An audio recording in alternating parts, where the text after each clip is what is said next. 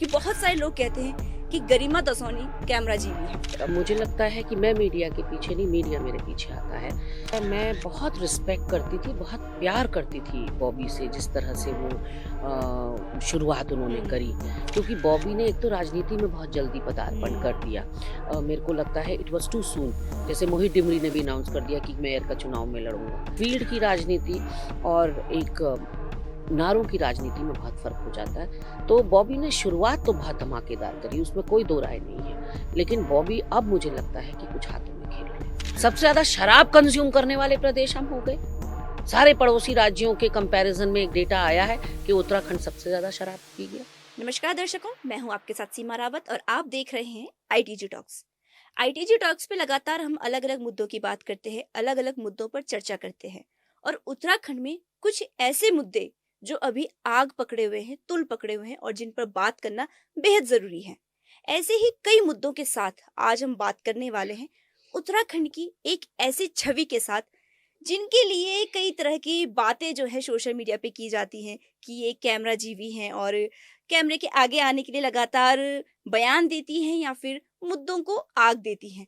तो आज हमारे साथ इस पॉडकास्ट में, इस कार्यक्रम में मौजूद हैं उत्तराखंड कांग्रेस की प्रमुख प्रवक्ता गरिमा दौसौनी जी। तो मैम, सबसे पहले तो स्वागत है आपका आज के इस कार्यक्रम में। Thank you. मैम, जैसे मैंने अपने इंट्रो में ही कहा है कि बहुत सारे लोग कहते हैं कि गरिमा दसौनी कैमरा जीवी है, कैमरा के आगे आने के लिए किसी भी मुद्दे पे बात करती हैं या बोलती हैं। तो इस चीजों को लेकर आप क्या क्या कहना है? नहीं, ये मैं कॉम्प्लीमेंट की तरह लेती हूँ इसको। मैं बिल्कुल इसको टांग खिंचाई की तरह या ट्रोलिंग की तरह नहीं लेती। क्योंकि मैं एक प्रवक्ता हूँ पार्टी की और अभी तक 4 अध्यक्षों के साथ काम कर चुकी हूँ और चारों ने अपना विश्वास जताते हुए मुझे प्रवक्ता पद पर पदासीन रखा। तो मेरा जो फ़ील्ड है वो यही है हम्म। कि मतलब कई बार पदोन्नति की भी बात हुई, महामंत्री बनने की, उपाध्यक्ष बनने की भी पार्टी में बात हुई, पर जिसका काम उसी को साझे। तो बिल्कुल। मुझे लगता है कि एक प्रवक्ता के रूप में जिन्होंने भी मुझे पहली बार प्रवक्ता बनाया तो मैंने लेट डाउन नहीं किया है और अपनी बात को बखूबी रखना मुझे आता है। एक पॉलिटिकल बैकग्राउंड है मेरा, मेरी फैमिली पूरी पॉलिटिकल है और ऐसे में मुझे लगता है कि मैं मीडिया के पीछे नहीं, मीडिया मेरे पीछे आता है और उनको वो जो चाहिए मीडिया को वो शायद मैं दे पाने में सफल रहती हूँ। उनको गागर में सागर चाहिए, उनको लंबी हम्म। कहानियाँ नहीं चाहिए होती हैं, उनको टू द पॉइंट बात चाहिए होती है और उसी के लिए मेरा नाम सिर्फ़ कैमरा जीवी नहीं, मैं कई नामों से पुकारी जाती हूँ। मुझे फायर ब्रांड प्रवक्ता भी कहा जाता है।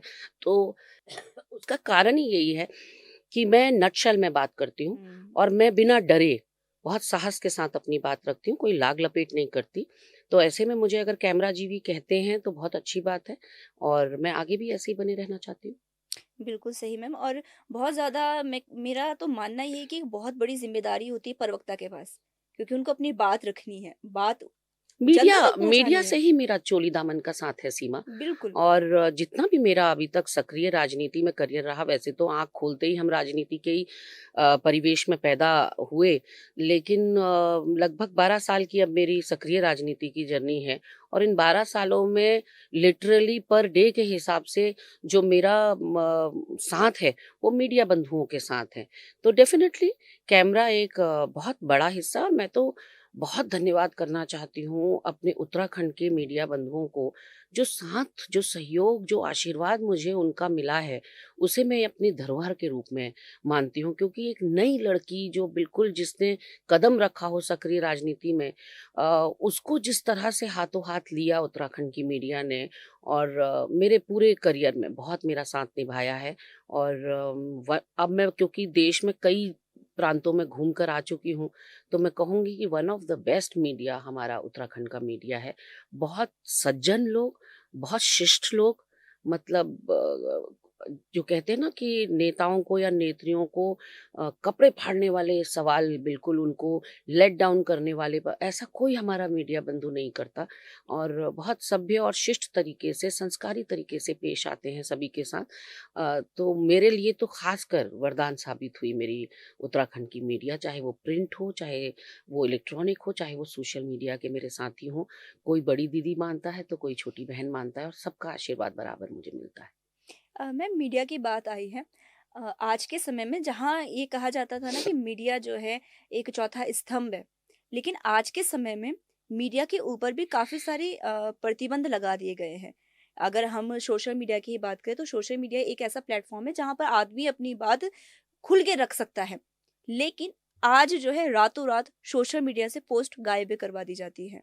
अगर कुछ आपने राजनीति से जुड़ी हुई पोस्ट की है या सरकार से जुड़ी हुई कुछ भी पोस्ट की है, तो रातों-रात उसको हटा दी जाती है या फिर उसकी रीच कम कर दी जाती है। तो एक हमारे संविधान में जो होता है कि अपनी बात को हम आगे रख सकते हैं, वो कहीं न कहीं धीरे-धीरे खत्म होता जा रहा है। तो इन सब चीज़ों को किस नज़र से देखती हैं आप? मैं इसे बहुत बड़ा खतरे के रूप में देखती हूँ। लोकतंत्र को बहुत बड़ा खतरा है, संविधान को बहुत बड़ा खतरा है और कुल मिलाकर देश को बहुत बड़ा खतरा है। अगर सच्चाई दर्शकों तक पहुँचेगी नहीं, श्रोताओं तक पहुँचेगी नहीं, हमारी जनता तक नहीं पहुँचेगी और सच्चाई पहुँचाने वाले आप लोग हैं। तो चौथा स्तंभ ऐसे ही नहीं कहा गया है। तो एक भी देखिए पहिया किसी गाड़ी जी। का खराब होता है तो गाड़ी आगे बढ़नी मुश्किल होती है। वैसे ही अगर एक पिलर को, it is one of the strongest pillar, और एक पिलर की अगर नींव को कमज़ोर करेंगे, उसकी बुनियाद को कमज़ोर करेंगे, तो फिर कैसे एक मज़बूत इबारत हम उस पर इमारत बना पाएँगे? ये कहने वाली या भविष्य के गर्भ में है। लेकिन ये जो काल रहा है, ये बहुत ही चुनौतीपूर्ण काल रहा है। जहाँ तक आपने मीडिया बंधुओं की बात कही कि बिल्कुल एक तरफ को झुकाव कुछ लोगों का होता है और साफ़गोई नहीं होती उनकी बातों में, तो कहीं न कहीं मुझे लगता है कि उनकी भी कुछ मजबूरियाँ रही होंगी, वरना यूँ ही कोई बेवफ़ा नहीं होता। और वो भी दिल से चाहते हैं कि वो सच्चाई रखें, लेकिन इस समय हालात मरता क्या ना करता वाले हो रहे हैं। इस हुँ। समय रोज़ी-रोटी का संकट है, इस समय घर-परिवार चलाने का संकट है, इसलिए मथुरा में रहना होगा तो राधे कृष्णा कहना होगा वाली बात है। हुँ। तो कहीं न कहीं संकट तो है, संकट चौथे स्तंभ को है और मुझे लगता है कि इसके लिए भी मज़बूत रीढ़ वाले लोग चाहिए, हुँ। जो ये मन में ठान के आएँ कि कुछ भी हो जाए, हमें जनता तक सच पहुँचाना है और कुछ भी हो जाए, हमें जनता के मुद्दों को सर्वोपरि रखना है। हमें किसी पार्टी विशेष का प्रवक्ता नहीं बनना है और हमें जनता का माउथपीस बनना है। और जब सरकारों को जनता की पीड़ा ही नहीं पहुँच पाएगी, तो सरकारें उसका निदान कैसे करेंगी उस समस्या का? बिल्कुल। तो बहुत बड़ा रोल आप लोग प्ले करते हैं, मीडिया बंधु प्ले करते हैं और मैं सैल्यूट करती हूँ उन लोगों को जो तंग हाल जीने को राज़ी हैं, तैयार हैं, लेकिन अपने उसूलों के साथ, अपनी नैतिकता के साथ, बिल्कुल भी अपने मूल्यों के साथ समझौता करने के लिए नहीं। अ, मैम मैं कुछ सवालों पे आना चाहूँगी। अभी स्टार्टिंग में आपने बात कही थी कि आप निडर होकर अपनी बात जो है रखती हैं। ऐसे ही निडर होकर एक बात जो है हमारे सदन में कही गई, हुँ, हमारे उत्तराखंड के लिए। हुँ, उत्तराखंड वो जिसको बनाने के लिए कई सारे लोगों ने अपनी शहादत दी है, जानें दी हैं। जी। हम तो ख़ैर कहानियाँ सुनते हुए आए हैं अपने घरवालों से कि किस तरह से राज्य आंदोलन चला था और एक पहाड़ी राज्य की माँग कितने प्रबल तरीके से हमारे जो पहले के लोग रहे उन्होंने उठाई थी। लेकिन सदन में एक मंत्री के द्वारा ये कहा जाना कि साले पहाड़ी, पहाड़ियों को अपशब्द कहना और उसके बाद निडर होके शांति से बैठ भी जाना। सीमा जी, मैं कहूँगी कि वो दिन शायद उत्तराखंड के लिए एक अभिशाप था, जिस दिन उन्होंने ये बात कही। और मैं ये भी साथ में कहूँगी, ये कह पाना उत्तराखंड के सदन में केवल उत्तराखंड में पॉसिबल है। ये हुँ, बात मंत्री महोदय किसी और राज्य के सदन में कह कर देखते, तो मंत्री जी का हुक्का पानी बंद हो जाना था उस राज्य में। बिल्कुल। ये केवल हम भोले-भाले, सीधे-साधे पहाड़ी अंचल के लोग हैं, जो इस तरह की बदतमीज़ियाँ, इस तरह की बदज़ुबानियाँ, इस तरह का बड़बोलापन सहन करते हैं। और मुझे लगता है इसे हमारी कमज़ोरी के रूप में नहीं देखा जाना चाहिए। मैं तो साधुवाद देना चाहूँगी तमाम, चाहे वो छोटे समूह हों, चाहे बड़े समूह हों, चाहे राज्य आंदोलनकारी हों, चाहे माताएँ-बहनें हों, चाहे पूर्व सैनिक हों, चाहे युवा हों, हर किसी ने इसका प्रतिकार किया, मुखर होकर विरोध किया और कहीं न कहीं वो विरोध सरकार तक पहुँचा। और उसके बाद की जो घटनाक्रम है, मंत्री ने तो जो कहा सो कहा, उसको अब स्लिप ऑफ टंग भी कहा जा रहा है, लेकिन मुझे लगता है स्लिप ऑफ टंग भी तब होता है जब आपकी एक पर्टिकुलर सोच हो। हुँ, उस सोच को उजागर किया है। ये कोई स्लिप ऑफ टंग नहीं था, ये आपकी बहुत सालों की जो एक धारणा थी पर्वतीय अंचल और पहाड़ी समाज को लेकर, वो वहाँ प्रस्फुटित हुई है आपके बोलों के माध्यम से। और इसकी जितनी निंदा और जितनी भर्त्सना की जाए उतना कम है, क्योंकि एक होता है, देखिए, पाक साफ कोई नहीं है, ना हुँ, आप हुँ, हैं ना मैं हूँ। हम सबके मुंह से गाली निकलती है, कहीं ना कहीं निकलती ही होगी, और हम सबको गालियां आती हैं। ऐसा नहीं बिल्कुल। है कि हम बिल्कुल दूध के धुले हैं, लेकिन हम परिवेश देखते हैं, हम सराउंडिंग देखते हैं। हम बच्चों के सामने गाली नहीं निकालते कि बच्चे गलत बात ना सीखें। हम जब अपने फ्रेंड सर्कल में होते हैं तब यदा-कदा हम कैजुअल लैंग्वेज में या कोलोकियल लैंग्वेज में बात कर लेते हैं। थोड़ा-सा मतलब अनऑफिशियल हो जाते हैं अपनी लैंग्वेज को लेकर। लेकिन सदन जो एक गरिमापूर्ण जगह है, जो मंदिर कहलाता है लोकतंत्र में, उसकी एक एक वज़न है और उसकी एक बहुत ऊँची जगह है लोकतंत्र में। तो आप जब सदन के प्रांगण में कुछ बोलें, उसका अलग फ़र्क होता है या उसका अलग तात्पर्य होता है। सदन के अंदर इसीलिए उस लैंग्वेज को, जो सधी हुई भाषा, शिष्टाचार की भाषा होती है, उसको पार्लियामेंट्री लैंग्वेज इसीलिए बोलते हैं। बिकॉज़ पार्लियामेंट हो या विधानसभा हो, ये ऐसी जगह है जहाँ पर आपने एक-एक शब्द तोल-मोल कर बोलना है।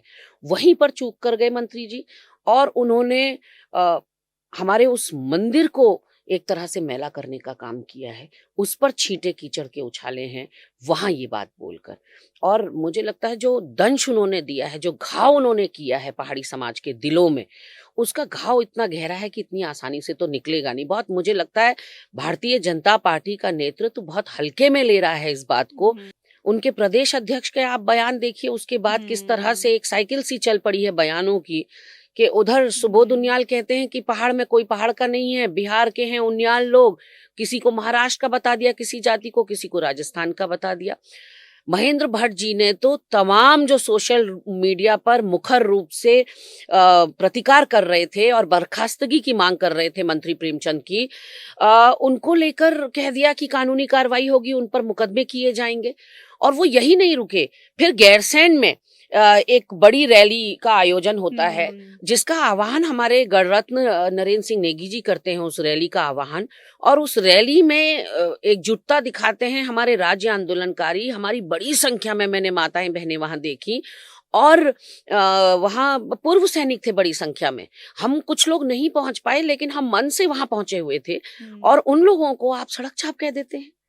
तो यानी कि जुबान पर या तो इनका किसी का कंट्रोल नहीं रह गया, या फिर सत्ता का अहंकार इतना सर चढ़कर बोल रहा है कि ये जनता को कीड़े मकोड़े समझने लगे हैं, भेड़ बकरियां समझने लगे हैं। इनको लगता है कि हम जिंदा लाशें हैं सबके सब। ना हमारे दिलों में धड़कता हुआ दिल है, ना हमारे दिमाग में सोचने की सलाहियत है। तो कहीं न कहीं अच्छे बुरे की पहचान एक छोटा बच्चा भी कर लेता है, और हमें समझ में आ गया है कि भारतीय जनता पार्टी का केवल प्रेमचंद अग्रवाल नहीं, पूरे के पूरे नेतृत्व की सोच ही पहाड़ विरोधी सोच है। बिल्कुल। मैम यहाँ पे एक बात आई है कि उत्तराखंड ये भाजपा सरकार की कई सारी नाकामियाँ हैं। चाहे वो प्रदेश अध्यक्ष इस तरह से बयानबाज़ी करते हैं या फिर सदन में जो इस तरह की सारी घटनाएँ हुई। लेकिन एक बड़ी बात ये भी है कि कोई भी विपक्ष जब मजबूती के साथ खड़ा होता है, तो ही बराबर की राजनीति चलती है। अच्छा सदन में इस तरह की बातचीत हुई, सब चीज़ें हुई, लेकिन विपक्ष से सिर्फ़ एक ही विधायक थे। नहीं, नहीं, मुझे लगता है कि इसमें कहीं न कहीं मिसकंसेप्शन है, या ये भी एक रूमर की तरह भारतीय जनता हुँ, पार्टी कह लीजिए या जो कांग्रेस के विरोधी लोग हैं, उन्होंने इसको बहुत ज़्यादा तूल दिया है। ऐसा बिल्कुल नहीं है। मैं तो कहूँगी कि माननीय स्पीकर ने जब बदमिज़ाजी दिखाई और हुँ। बाहर निकलने के लिए कहा हमारे बद्रीनाथ के विधायक लखपत बुटोला जी से, तो ना सिर्फ लखपत ने इसका विरोध किया, बल्कि आप देखिए कि माननीय प्रीतम सिंह जी ने कहा मैं कार्य मंत्रणा की बैठक में नहीं जाऊंगा प्रेमचंद को जब तक नहीं हटाएंगे। उधर हमारे यशपाल आर्या जी हमारे नेता प्रतिपक्ष हैं, उन्होंने खुलकर विरोध किया। मेरे प्रदेश अध्यक्ष भले ही सदन के अंदर ना हो, सदन के बाहर उन्होंने खुलकर विरोध किया। माननीय पूर्व मुख्यमंत्री हरीश रावत जी जो सोशल मीडिया को बहुत स्ट्रांग तरीके से यूज करते हैं, उन्होंने भी अपनी बात जनता तक पहुंचाई कि उनको भी नागवार गुजरा है। तो ऐसा नहीं है। हाँ, ये ज़रूर है कि एक सामूहिक आवाज़ जिसकी बात आप कर रहे हैं, पर वो सामूहिक आवाज़ दी कहाँ जनता ने विपक्ष को? जब आप कभी 11 जिताएँगे, कभी 19 जिताएँगे, 70 की सीट का तो हमारा प्रदेश है। हुँ। आपने 2017 में 11 सीटें दी कांग्रेस को, 2017 में 22 में आपने हमें 19 सीटें दी। तो जब आप बैलेंस ही नहीं रखोगे, विपक्ष को और सत्ता पक्ष को बराबरी नहीं दोगे, तो फिर कैसे? हमारी आवाज़ तो बिल्कुल जनता की आवाज़ की तरह दबी हुई रह जाएगी। क्योंकि हम संख्या में कम हैं। कोई भी इनको बिल पेश करना होता है, पास करना होता है, वो ये हम्म। कर लेते हैं संख्या बल के आधार पर। तो ये उत्तराखंड की जनता को सीमा, मैं बहुत शिद्दत से ये बात महसूस करती हूँ कि उत्तराखंड की जनता को बैलेंस बना के काम करना पड़ेगा, ताकि निरंकुश ना हो जाए सत्ता। सत्ता निरंकुश ना हो जाए, उसके लिए आपको विपक्ष को बैलेंस में सीटें देनी होंगी। और दूसरा, दल बदलुओं के ऊपर आपको करारी चोट करनी हम्म। होगी। दल बदल एक दंश है, दल बदल एक नासूर है किसी भी समाज के लिए। क्योंकि आप कैसे रातों रात अपनी विचारधारा बदल सकते हैं, आप कैसे रातों रात अपने नेता बदल सकते हैं, आप कैसे रातों रात अपनी पार्टी और उसके नारे बदल सकते हैं। कल तक आप जिनकी मुर्दाबाद करते थे, आज आप उसकी जिंदाबाद करेंगे और चाहेंगे कि जनता भी साथ में आपके मुर्दाबाद भी करे, जिंदाबाद भी करे। तो ये जो फ्लिप फ्लॉप है, इसको मुझे लगता है कि चोट करने की जरूरत है, और ये जनता ही चोट कर सकती है कि दल बदलू हमको स्वीकार्य नहीं होने चाहिए। जिसकी हम्म। विचारधारा, जो अडिगता से एक विचारधारा के साथ जुड़ा हुआ व्यक्ति है, जैसे मैं बहुत सम्मान करती हूँ विनोद बर्थवाल भाई का, कि हम्म। सारी चुनौतियां आई और मतलब कई पर्वतों से उनको टकराना पड़ा, बहुत बुरी हालत भी हुई उनकी पार्टी की यहाँ उत्तराखंड के लिहाज से, लेकिन उन्होंने पार्टी का दामन नहीं छोड़ा, और इसीलिए उनका बहुत रिगार्ड भी किया जाता है। आज वो हमारे बीच में नहीं है, लेकिन फिर भी उनका रिगार्ड इसीलिए किया जाता है कि सारी चुनौतियों को झेलते हुए भी उस व्यक्ति ने दल हम्म। बदल नहीं किया। तो दल बदल केवल उत्तराखंड के लिए नहीं, पूरे देश के लिए एक नासूर बनते चले जा रहा है। और बहुत आसान है, देखिए, मेरे लिए भी बहुत आसान है कि आज कांग्रेस सत्ता में नहीं है, कांग्रेस के पास कोई मलाई नहीं है चाटने के लिए, तो आप कहीं किसी और के घर में चले जाइए। ये आसान फैसला होता है बहुत। लेकिन साथ-साथ मुझे लगता है कि कहीं न कहीं ये आपके पूरे व्यक्तित्व, आपके मान-सम्मान, आपकी प्रतिष्ठा से जुड़ा हुआ मामला होता है। आप अपनी नज़रों में गिर जाते हैं, आप अपने परिवार, अपने बच्चों की नज़रों में गिर जाते हैं। क्योंकि वो भी समझ जाते हैं कि ये कमज़ोर है, और सूखे पत्तों को तेज़ हवा उड़ाती है। भारी बिल्कुल। भरकम वज़नदार को तेज़ हवा के झोंके में भी वो ताकत नहीं होती कि वज़नदार किसी वस्तु को उड़ाकर अपने साथ ले जाए। तो जो बेजान होता है, जो मरा हुआ होता है, जो सूख गया होता है, जिसके अंदर जीवन नहीं होता, वो उड़ते हैं तेज हवा के झोंके से। और मुझे लगता है कि जनता को ये बात समझनी होगी कि अगर आपने शुचिता की राजनीति देखनी है प्रदेश के अंदर, करते भी हम ही हैं, हम ही इन अहंकारियों को, हम ही इन दल बदलुओं को जिताते हैं, और फिर हम शिकायत करते हैं कि भ्रष्टाचार हो गया। वो भ्रष्टाचार करने के लिए तो गए हैं वहां, यहाँ कुछ नहीं मिल रहा था पार्टी में, तो इसीलिए तो वहां गए हैं जहां सत्ता है, जहां मलाई है खाने के लिए। तो फिर कैसे आप उनसे एक्सपेक्ट करते हैं कि वो कुछ अच्छा करेंगे या वो सीधे रास्ते पर चलेंगे। मैं पहले सोचती थी कि युवा राजनीति से जुड़ेगा तो राजनीति की गंदगी साफ होगी, पर अब जब मैं युवाओं को भी पूरी तरह से भ्रष्टाचार में संलिप्त देख रही हूँ, तो कहीं न कहीं वो विश्वास भी टूट रहा है। तो मुझे ऐसा लगता है कि हमें व्यक्ति देखकर, हमें पार्टी देखकर नहीं, हमें अपना कैंडिडेट देखकर चुनाव करना चाहिए। हम बिल्कुल। जनरली क्या करते हैं कि हम सिंबल देखते हैं, या हम पार्टी के नारे देखते हैं, या हम पार्टी के दिल्ली वाले नेता देखते हैं, और यहाँ उत्तराखंड में अपने नेता चुन लेते हैं उस बिना पर। हम्म। जबकि हमारे क्षेत्र का भला या हमारा भला अगर कोई कर सकता है, तो हमारा वो कैंडिडेट कर सकता है जिसको आप चुन रहे हैं। आप दिल्ली के नेता को देखेंगे, नारों को देखकर वोट देंगे, सिंबल को देखकर वोट देंगे, तो फिर यही होगा जो हो रहा है उत्तराखंड के साथ। उत्तराखंड में युवा राजनीति के ऊपर बात आई है, तो कुछ युवा हैं जिन्होंने बड़े-बड़े सत्ताधारियों की सीटें हिला दी। अगर हम इसमें बात करें बेरोजगार संघ के बॉबी परमार की, तो उन्होंने सीधा अपनी सांसद पे जो उन्होंने हल्ला बोला, तो वो काफ़ी हाई लेवल पे जो है उन्होंने सीटें हिला दी थी। और ये तक कहा गया था कि नेशनल टीवी की जो डिबेट्स होती हैं और जो आंकड़े जारी किए जाते हैं, उसमें तक ये डामाडोल हो गया था कि 4 सीटें तो कन्फर्म है, पर 1 सीट पे संशय बना हुआ है, टिहरी सांसद वाला। तो मैं आपसे ये जानना चाहूँगी कि ये भी कहीं न कहीं कहा जाता है, उत्तराखंड की जनता के द्वारा या बाकी लोगों के द्वारा, कि पहले ये हमारे मुद्दे उठाते हैं, उनको तुल देते हैं, एक आंदोलन बनाते हैं और उसके बाद ये सारा जो है एक ढकोसले की तरह दिखता है कि जब वो खुद राजनीति में उतर पड़ते हैं। तो ये हाँ, कहीं न कहीं मुझे ऐसा लगता है, मैं बहुत रिस्पेक्ट करती थी, बहुत प्यार करती थी बॉबी से, जिस तरह से वो शुरुआत उन्होंने हुँ। करी। लेकिन अब कहीं न कहीं मेरा विश्वास भी डामाडोल हुआ है, और ये बातें मैं सोशल मीडिया पर मुखरता से उनकी पोस्ट पर भी लिखती आई हूँ कि वो कहीं पथ भ्रमित दिखाई पड़ते हैं। वो कुछ हाथों की कठपुतली अब दिखाई पड़ते हैं। वो अपने दिमाग से कम दूसरों के दिमाग से ज़्यादा चल रहे हैं और कहीं न कहीं जिस तरह का उनके चारों तरफ जो एक सराउंडिंग दिख रही है, एक हुँ, कॉकस दिख रहा है लोगों का, उससे भी लग रहा है कि जिस लड़ाई को लेकर वो शुरू हुए थे, उस लड़ाई से कहीं न कहीं वो भटक गए। जो जनता का और टिहरी की जहाँ तक आप बात कर रहे हैं, तो जो खाँटी राजनीतिज्ञ होगा जिसको ज़रा भी राजनीति की समझ होगी, वो समझ गया कि 1 से डेढ़ लाख में बॉबी सिमट जाएँगे। क्योंकि बॉबी ने एक तो राजनीति में बहुत जल्दी पदार्पण कर दिया। हुँ, मेरे को लगता है इट वाज़ टू सून। जैसे मोहित डिमरी ने भी अनाउंस कर दिया कि मेयर का चुनाव मैं लड़ूँगा। तब भी जिस दिन ये मैंने पढ़ा समाचार पत्रों में कि मेयर के चुनाव के लिए मोहित डिमरी क्लेम कर रहे हैं, भले ही वो पीछे हट गए बाद में, उस दिन भी मुझे लगा कि मोहित भी गलत कर रहे हैं। क्योंकि जनता आप पर विश्वास इसलिए कर रही है क्योंकि आप नॉन पॉलिटिकल हैं। हुँ, जनता आप पर अगाध अडिग तरीके से जो आपने यकीन उनका जीता है, वो इस वजह से जीता होता है क्योंकि आप का कोई रुचि पॉलिटिक्स में नहीं होती।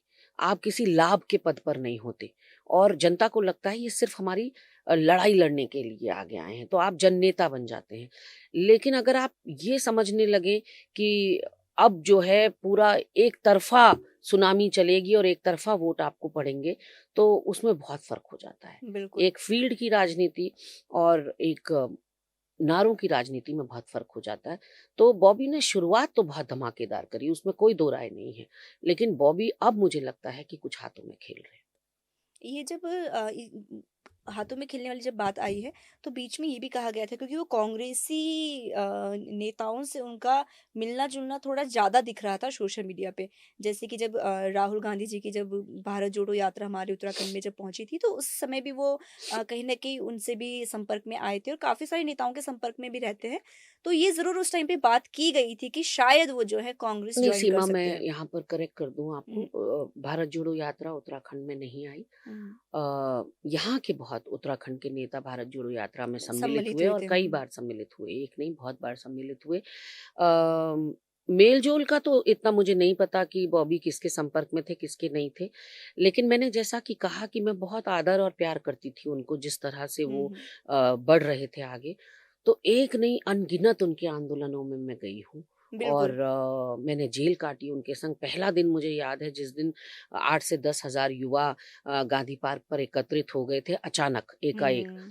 तो मैं सुबह 10 बजे से बॉबी के इनफैक्ट बगल में बनी हुई थी और शाम 5 साढ़े 5 बजे हमारी गिरफ्तारी शुरू हुई और मैं उसी बस में जिसमें हमारे तमाम ये युवा साथी गिरफ्तार हुए, तो मुझे भी पकड़ के सिद्धोवाला जेल ले जाया गया और उसके बाद हमने हफ्ता 10 दिन तक उत्तराखंड कांग्रेस ने ये निर्णय लिया क्योंकि बंद हो गए कुछ साथी 9 से हुँ, 10 हुँ। लड़के जो हैं उन्होंने धाराओं में बहुत संगीन धाराओं में उनको गिरफ्तार ही कर लिया था। तो हमारे नेतृत्व ने ये डिसाइड किया कि जो युवा इस तरह से सड़कों पर जनता की आवाज़ के लिए, जनता की समस्याओं के लिए लड़ रहे हैं, उनका करियर इस तरह से समाप्त नहीं किया जाना चाहिए, इतनी संगीन धाराएँ उन पर नहीं लगनी चाहिए। तो हमने 8 से 10 दिन तक रोज़ वृहद प्रदर्शन किया, डेली हुँ। और डेली हमने गिरफ्तारियाँ दी। मतलब माननीय अध्यक्ष जी ने एक दिन सेवा दल को दे दिया, एक दिन एनएसयूआई को दे दिया, एक दिन महिला कांग्रेस को दे दिया कि पर डे के हिसाब से आयोजनकर्ता ये हमारी फ्रंटल विंग रहेगी, वही सबको फ़ोन करके आंदोलन के लिए चेताएगी और फिर हम गिरफ्तारी देने जाएँगे। हम सचिवालय घेराव के लिए निकलते थे और डेली गिरफ्तार होते थे। तो 8 से 10 दिन तक हमने गिरफ्तारियाँ दी कांग्रेसियों ने और तब कहीं जाकर ये 8-9 लड़के बाहर छूटे जिसमें बॉबी भी था। हुँ। और हमारा विरोध सिर्फ इतना था कि इन लड़कों को बरी करिए और इनके ऊपर जो धाराएँ हैं वो हटाइए। और इतना ही नहीं, एकता विहार में भी अनगिनत बार मैं इन बच्चों के बीच में गई। मैंने वहाँ से फ़ेसबुक लाइव करके एक बार इनको पुतला दहन करने के लिए भी मना कर हुँ। दिया गया, इनका पुतला छीन लिया गया। फिर जो पुलिस की गाड़ी थी उसके नीचे 2-3 हमारे लड़के घुस गए रात को 8-9 बजे। तो आओ देखा ना ताओ देखा, सीधे मैं रैपिडो स्कूटी करके पहुंच गई वहां। ट्रैफिक बहुत ज्यादा होता है शाम के टाइम, तो हम वहां पहुंच गए।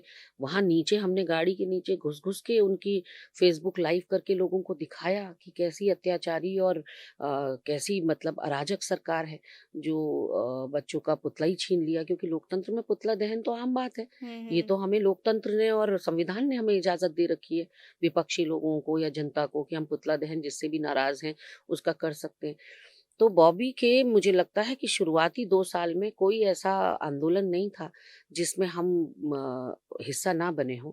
लेकिन अब जब हमने देखा है कि उनकी लड़ाई सिर्फ़ राजनीति और सत्ता पाने के लिए है, तो कहीं न कहीं हम भी जो है उससे विश्वास अधिक हो गया। मैं अपने अपने लिए कहूँगी सीमा कि मैं कभी चुनावी राजनीति में नहीं आना चाहती इसी वजह से। हुँ। इलेक्टोरल पॉलिटिक्स से मैं दूरी बनाकर रखती हूँ। मैं संगठन की सेवा करना चाहती हूँ। इसीलिए मुझे बड़ा अटपटा लगता है, जब बहुत जल्दी बहुत कुछ चाहिए होता है किसी को। मुझे लगता है अपनी जगह तो बनाइए, लोगों के दिलों में अपना स्थान तो बनाइए, उनकी लड़ाई पुरज़ोर तरीके से तो लड़िए।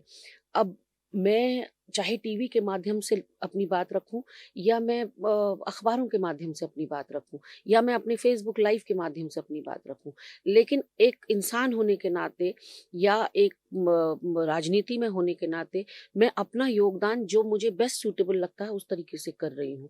लेकिन अब मैं जल्दबाजी दिखाऊं और अपने नेतृत्व पर प्रेशराइज करूं कि मुझे फलानी जगह से टिकट चाहिए ही चाहिए, हुँ। मुझे लगता है कि अभी it's a long way to go. अभी मैं सीख रही हूँ और बहुत सीखने को मिल रहा है। अपने सीनियर्स से बहुत सीख रही हूँ, कई बार दूसरे दलों के लोगों से भी बहुत सीखने को मिलता है। माननीय हरीश रावत जी तो अपने आप में एक इंस्टीट्यूशन मुझे लगते हैं, एक हाँ। एनसाइक्लोपीडिया लगते हैं, जिनसे जितना आदमी सीख सके, ग्रहण कर सके वो कम है। उनके पास तो अपार ज्ञान है देने के लिए। वो परोक्ष या अपरोक्ष रूप से इतना कुछ आपको सिखा जाते हैं। ऐसा नहीं है कि वो बैठा के ही आपको ज्ञान की बाल्टी से सरोवर करें। आप उनको देखकर ही इतना कुछ सीखते हैं। उनके वक्तव्यों से सीखते हैं, उनके मैनरिज़्म से, उनकी विनम्रता से सीखते हैं आप।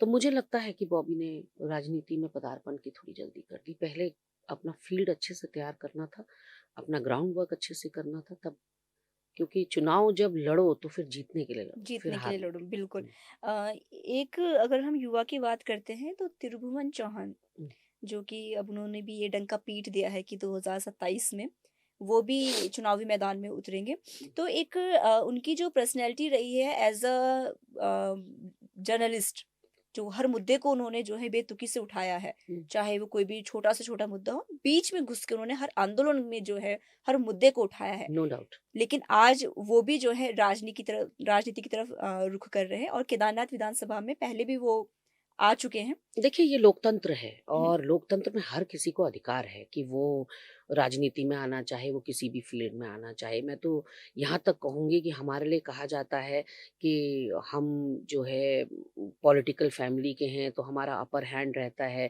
या ये वंशवाद की हुँ, राजनीति है। मुझे बड़ा अटपटा लगता है। मुझे लगता है कि जब डॉक्टर के बच्चे से नहीं पूछा जाता है कि आपने अपने बच्चे को डॉक्टर क्यों बनाया, एक्टर्स के बच्चे एक्टर्स बन रहे हैं, कलाकारों के बच्चे कलाकार बन रहे हैं, तो नेताओं के बच्चों को क्यों ये बंदिश होनी चाहिए कि वो नेतागिरी में नहीं हुँ, आ सकते। As independent citizen of this country, as a नागरिक ऑफ दिस कंट्री, मेरे माता पिता नहीं, मुझे डिसाइड करना है मुझे किस फील्ड में जाना है। और अगर हम 4 भाई बहन हैं, चारों में से सिर्फ मैंने डिसाइड किया कि मुझे हुँ, राजनीति में आना है, और मैंने भी तब डिसाइड किया मेरे फादर के डिमाइस के बाद। मेरे फादर की जब अकस्मात मृत्यु हुई और मैं बड़ी बड़ी संतुष्ट और सुखी थी। एक फ़ौजी की पत्नी हूँ, एक टीचर थी 13 साल तक, और दोनों बच्चे मेरे साथ उसी स्कूल में जाते थे जहाँ मैं पढ़ाती थी, तो एक बड़ी कंफर्टेबल लाइफ़ मेरी थी। लेकिन जब पिताजी की मृत्यु हुई, तब मैंने डिसाइड किया कि नहीं, मुझे मेरे पिताजी ने जिस पार्टी को 50 साल समर्पित कर दिए, मैं सब कुछ छोड़-छाड़ के, अपनी बहुत अच्छी मेरी नौकरी थी, सब छोड़कर मैंने राजनीति में प्रवेश किया, क्योंकि मैं उस पिताजी के जो रोशनी है उसको और आगे बढ़ाना चाहती थी। और मैं बड़ी साफ़गोई के साथ आपके चैनल पर ये बताना चाहती हूँ सीमा, कि मुझे कोई लालच नहीं है किसी पद का। ना सत्ता हुँ, का लालच है, ना किसी पद पर पहुँचने की मेरी होड़ है। मेरा अपना कॉम्पिटिशन मेरा खुद से ही है कि मैं चाहती हूँ मैं हर रोज़ बेहतर करूँ। मैं हुँ, हर रोज़ जितने लोगों की आवाज़ उठा सकूँ। मुझे प्रदेश के कोने-कोने से लोग अपनी दिक्कत, कोई चमोली का होता है, कोई गोपेश्वर का होता है, कोई आपके अभी हाल ही में मुझे गंगोली हाट से प्रॉब्लम्स बताई। अब मुझे कोई बनबसा से दिक्कत बता रहा है कि प्लीज़ इसको उठा दीजिए इस मुद्दे को। क्योंकि वो हुँ, मुद्दे उठ ही नहीं पा रहे हैं और बहुत गंभीर मुद्दे हैं। तो मैं सोचती हूँ कि मेरा जितना योगदान, और मैं जब आई थी, मैं कई बार जब हमारी पार्टी में लोग कहते हैं ना कि हम भाजपा में इसलिए गए क्योंकि कांग्रेस में हमको सम्मान नहीं मिल रहा था। मुझे आज तक पता ही नहीं चल पाया सम्मान है किस चिड़िया का नाम। क्योंकि पार्टी हम्म। आपको पहचान देती है, आपको नाम देती है, आपको पद देती है। उसको बड़ा करना आपके हाथ में होता है। एक कुर्सी विधानसभा अध्यक्ष की, कोई विधानसभा अध्यक्ष उसकी गरिमा गिरा देता है, कोई बढ़ा देता है। कोई मंत्री पद की गरिमा बढ़ा देता है अपने क्रियाकलापों से, हम्म। कोई गिरा देता है। तो उस कुर्सी का वो काम नहीं होता, उस पर बैठने वाले का काम होता है कि आपने, मैं प्रवक्ता हूँ, मैं अपने प्रवक्ता वाले पद से कितना जस्टिस कर रही हूँ, ये मेरे ऊपर निर्भर करता है। मेरे पहले वाले ने क्या किया, मैं उसको कोसती रहूं, उससे काम नहीं चलेगा। मैंने अपना 100% देना है और मैं वही देने के लिए आई हूँ। मेरे को ताउम्र संगठन की सेवा करनी पड़ेगी तो मैं ताउम्र करूंगी। मैं जिस पद पर हूँ, मैं पूरे जीवन इस पद पर रहूंगी, मुझे उफ तक नहीं करूंगी, क्योंकि पार्टी मुझे घर लेने नहीं आई थी। हम्म। पार्टी नहीं कहने आई थी गरिमा दसौनी आइए कांग्रेस पार्टी ज्वाइन करिए। मैंने स्वेच्छा से ज्वाइन करी और उस समय पार्टी के साथ मेरा कोई एमओयू साइन नहीं हुआ था, कोई डील नहीं हुई थी पार्टी से कि आप मुझे ये देंगे, 10 साल के मेरे सक्रिय राजनीति के बाद आप मुझे इस पद पर पदासीन करेंगे, फिर 15 साल हो जाएंगे तो आप मुझे टिकट देंगे, फिर 20 साल हो जाएंगे तो आप मुझे मंत्री बनाएंगे। मेरा तो कोई एमओयू नहीं हुआ था पार्टी से। वो तो जितनी शिद्दत से आप सेवा करते हैं पार्टी की, पार्टी उस हिसाब से आपको रिवॉर्ड करती है। तो मुझे ये चीज़ें बड़ी अटपटी लगती हैं। थोड़ा मैं डेविएट हो गई, त्रिभुवन की हम्म। बात कर रहे थे। त्रिभुवन भाई के बारे में बिल्कुल आपने ठीक कहा, जिसको कहते हैं ना एक सच्चा पत्रकार। सारी मुश्किलें आई और हमने वो दौर देखा कि कितने चुनौतीपूर्ण समय में, चाहे वो पोल खोल बहुगुणा भाई हों, चाहे वो त्रिभुवन भाई हों, चाहे वो मनोज चौहान हों, चाहे विजय रावत हों, बहुत इन्होंने जनता की सेवा करी और अपने खर्चे पर जनता के बीच में जा जाकर उनकी प्रॉब्लम्स को, उनकी दिक्कतों को हम्म। उठाया और सरकारों की चूल्हे हिलाने का काम किया। राजनीति में आना भी उनका अपना डिसीजन है, उनको पूरी स्वेच्छा है, पूरी स्वतंत्रता है कि वो डिसाइड करें वो राजनीति में कब आना चाहते हैं, क्या आना चाहते हैं। पर यहाँ मुझे एक बस बात, जो भी राजनीति में त्रिभुवन या बॉबी सब आ रहे हैं, सलाह के रूप में कहनी है कि राजनीति में आप अपने को स्थापित करने के लिए आते हैं तो बहुत अच्छी बात है, सकारात्मक राजनीति करने आते हैं तो बहुत अच्छी बात है। लेकिन आप किसी को निपटाने आते हैं, आप नकारात्मक राजनीति करने आते हैं, तो वहां पर कुछ गड़बड़ है।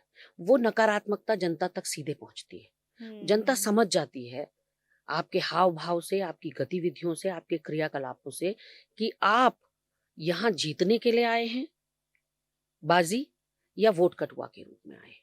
और केदारनाथ में त्रिभुवन चौहान वोट कटुआ के रूप में उतरे थे। त्रिभुवन चौहान को भी पता था कि वो जीत नहीं रहे हैं चुनाव। लेकिन आगे मेरी शुभकामनाएं हैं बॉबी को भी, त्रिभुवन को भी, क्योंकि ये तो लोकतंत्र है। यहाँ तो कई मोर्चे बनेंगे और कई बिखरेंगे। और भानुमति का पिटारा अब एक बना है, मैंने देखा कि उन लोगों ने एक नया मोर्चा बनाया है।